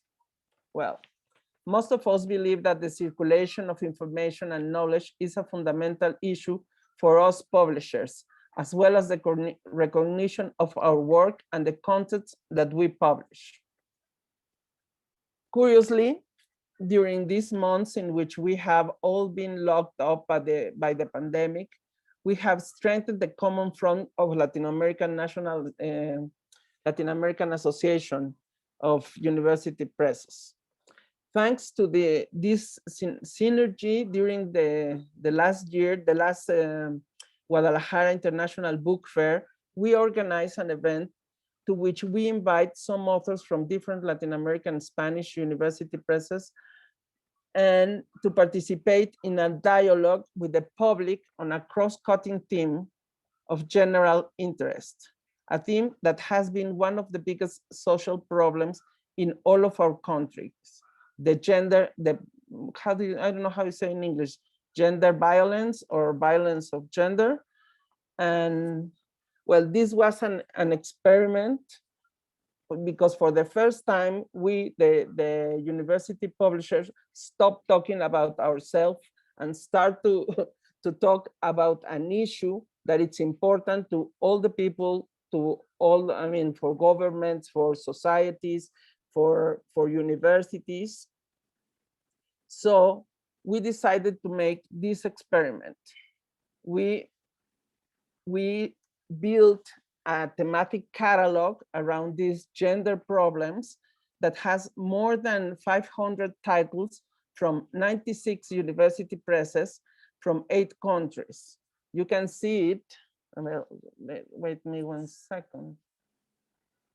I have,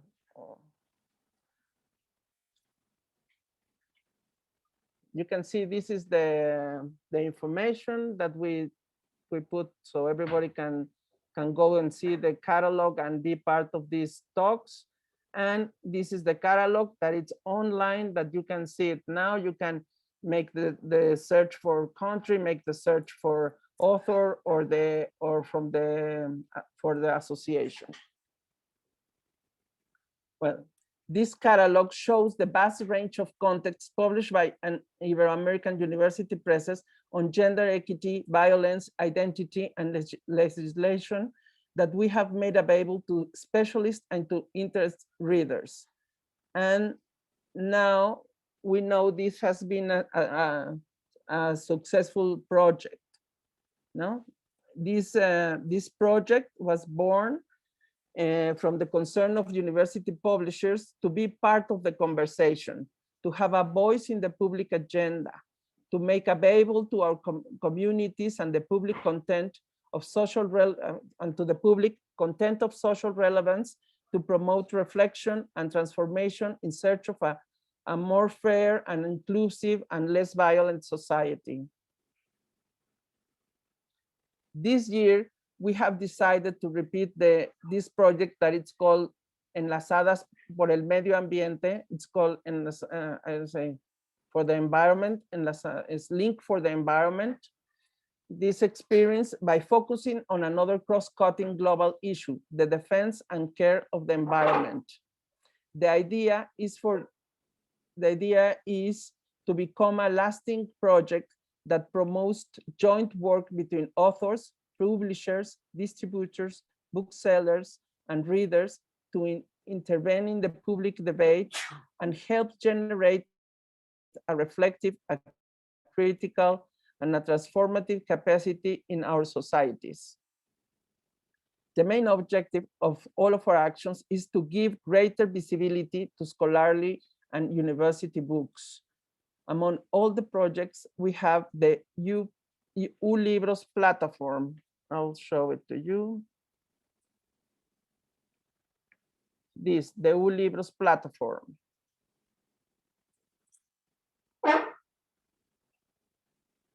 Yes, that stands out, in which we seek to bring together all the national catalogs and give a joint vision and international projection to the scientific production published in Spanish and Portuguese. This portal is fundamental to achieve the circulation of the contents generated in our region. U-Libros currently host more than 31,000 reference right now from 148 university presses from all areas of knowledge producing Latin American universities. In order to turn this platform into an Ibero-American reference, we have invited already Spain, the Union of Spanish Publishers, to participate, and I extend also, now that João still is here with us, I extend also an invitation to the Association of Portuguese University Presses to be part of this, because we think that if we have an Ibero-American catalog, that we will be stronger, and it will be good for each association and each network of each association, and for all the associations together. The intention is that we will be a reflection of the richness of the academic production of the institution of higher education, the scientific and the cultural contributions of each nation, and will denote the importance of these titles for the subsistence of bibliodiversity. Just yesterday, we gave 124 counts to all the Brazilian university presses to be part of this platform. So I think we can grow very fast. I mean, now we have this 31,000 reference, but I think we can grow very fast. In addition to promoting the vast range that this bibliodiversity represents, another issue that is important to put on the table is to make clear that science is also published in other languages than English. That is to emphasize not only the importance of academic and university books as a whole within the offer of the national and international publishing industries, but also to recognize that this large amount of content generated by researchers and scholars in higher education institutions demonstrates the importance and demands the recognition of multilingualism in science, in particular, the use of Spanish and Portuguese as languages for the dissemination of scientific and academic content.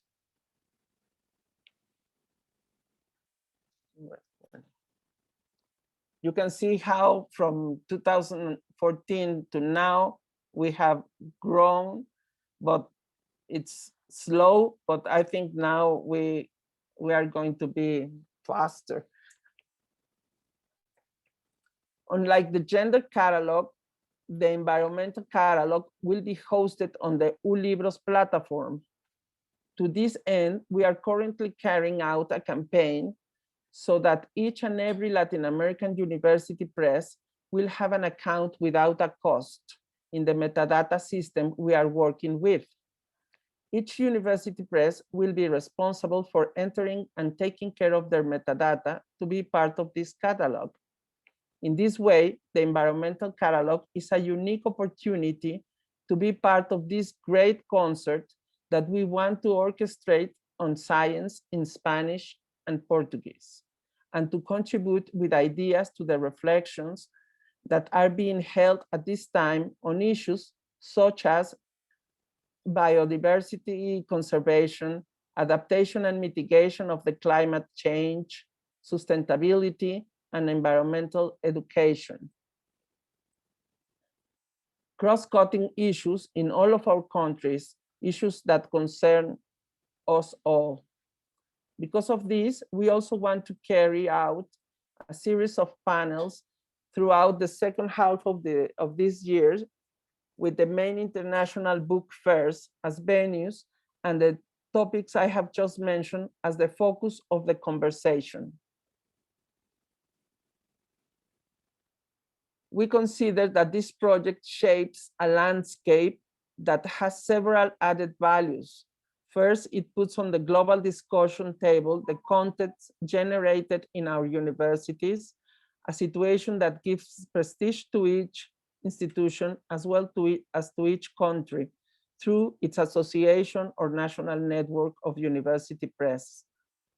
At the same time, it promotes the strengthening of different academic networks, of different professor and student networks, and also the networks of a network of potential readers. So, and fosters the dialogue between them anywhere in the world.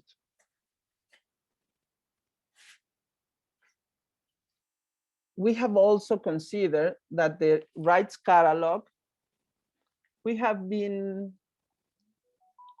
doing a rights catalog. Here you can see the cover of 2029 and the 2020 and last year. And we have been doing this catalog for 3 years. This year will be the 4th catalog. And here you can see the page of the rights catalog. It's in English, but it's also in Spanish. We need to put it on Portuguese. And we want the catalog, the rights catalog that we are going to bring to Frankfurt Book Fair this year. It will be a good idea if it's also focused on the environmental.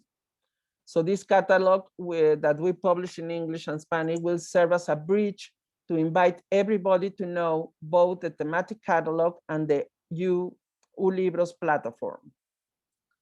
This is very important for us to show everyone this effort we are making to promote the voice of science in Spanish and Portuguese, to disseminate the fact that these contexts have gone through a series of filters and evaluation. I mean, that it's not, we are just not publishing for publishing, that we really care about doing evaluation, have the peer review and all these that we have in our university presses. So that this thing guarantees the quality of the context that we have in this platform. And we also promote the multilingualism as one of our standards. Last year, this is another project I want to talk about.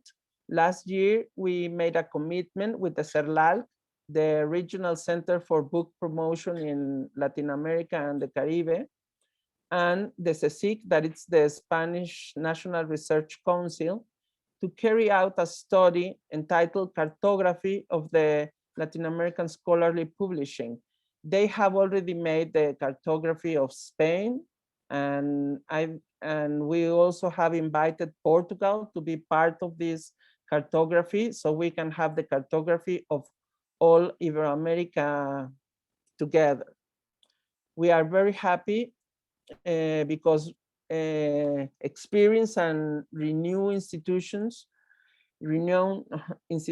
and academics have turned their eyes to university publishing.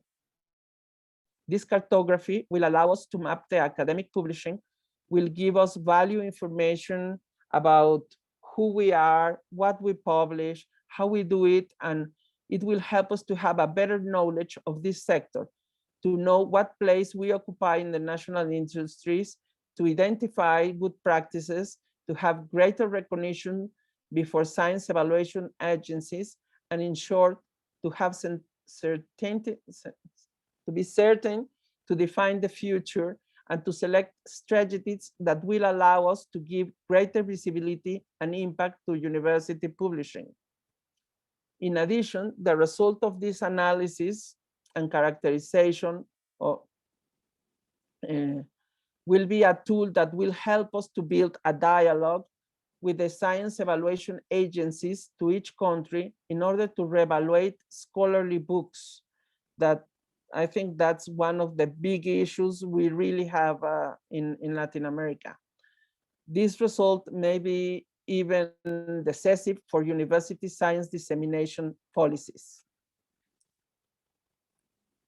I know that we are going to have to work a lot for a long time to achieve some success, but we are already on this train that it's already moving, and that is what it's important now.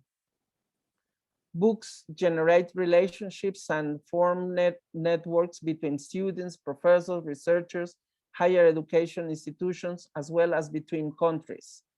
This linkage fosters innovation and the exchange of experience and articulates the work of academies, representing the nervous system of the circulation of the information and the knowledge, which places the universities in the center. We AEULAC, with this new project, we want to be a reference for the consultation and dissemination of knowledge in Latin American and of Latin American cultures and identity. We want to build as an essential tool to project our authors and books to new audience. And we want the scientific thought we generate be part of the reflection at the global level. Our goal is to achieve a Latin America linked in a permanent dialogue with all the world. So that's it. Thank you very much. Thank you very much, Sairi.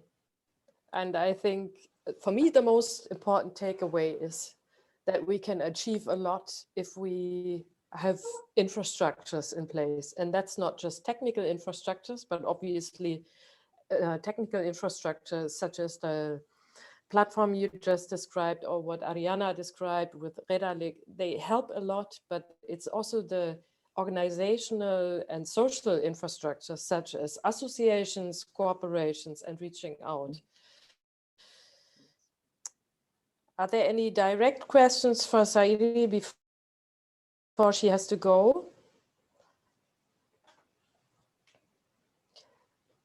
Then otherwise, we are running, and I think we should all take this as an let's do this again more often. And because for me, this is the first time that I am in a panel where there are Latin American, Spanish, and Portuguese publishers at the same time, all mission-driven publishers from the public, from universities. And if I take again I really like this, the balance of different logics, we really need to make sure that we press on the right side of the scale so that we don't sink into meaninglessness, because the commercial publishers are really, really good in playing these cards. If there are no direct questions, I would hand over to the general organizers of this workshop. I thank my panelists. It was great to have you here, João, Caetano. Now I need to look up your middle name, Hernani Gutierrez and Ana Isabel Gonzalez. It was my pleasure to have you and to be your moderator, and the word is with Delfim now. Thank you, Margo. This was in fact a very productive meeting, and can in fact completely endorse what Margo has just said. We have to do this more often, and of course do it as well in a programmatic and pragmatic way. I mean, by putting into practice what we would like to do. This workshop was run or was prepared by, of course, within APEES and within the Triple and the APEES projects, which have in fact multilingualism and bibliodiversity as one of the key pillars, but also by the special interest groups on multilingualism and advocacy.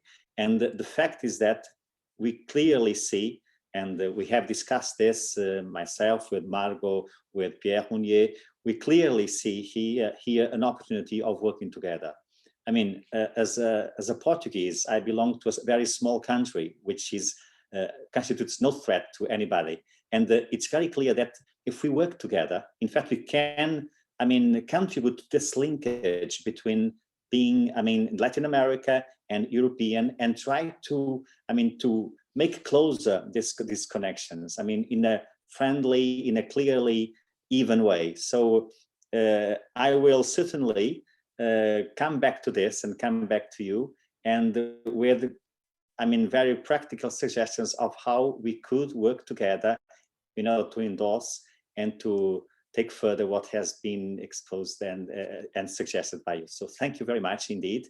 And it's very interesting to have, I mean, also the feeling of someone like Margo, because she's a German, and of course she's responsible for the Association of European University Presses, but it's a different way of perceiving things. For me, as a Portuguese, I'm closer to this reality, but for a German, it's not the case, or for a French, as Pierre. And it's very important that we can put together those sensibilities and see where the opportunities are, where we can act and in fact improve what we globally want to do and what we believe in.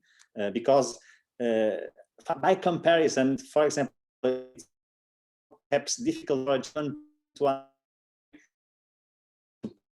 Portuguese, or is a problem because there are so many speakers of this language. So where is the difficulty? What can we do in order to improve this? And I think that in fact we can work together in order to improve on this. So thank you very much, and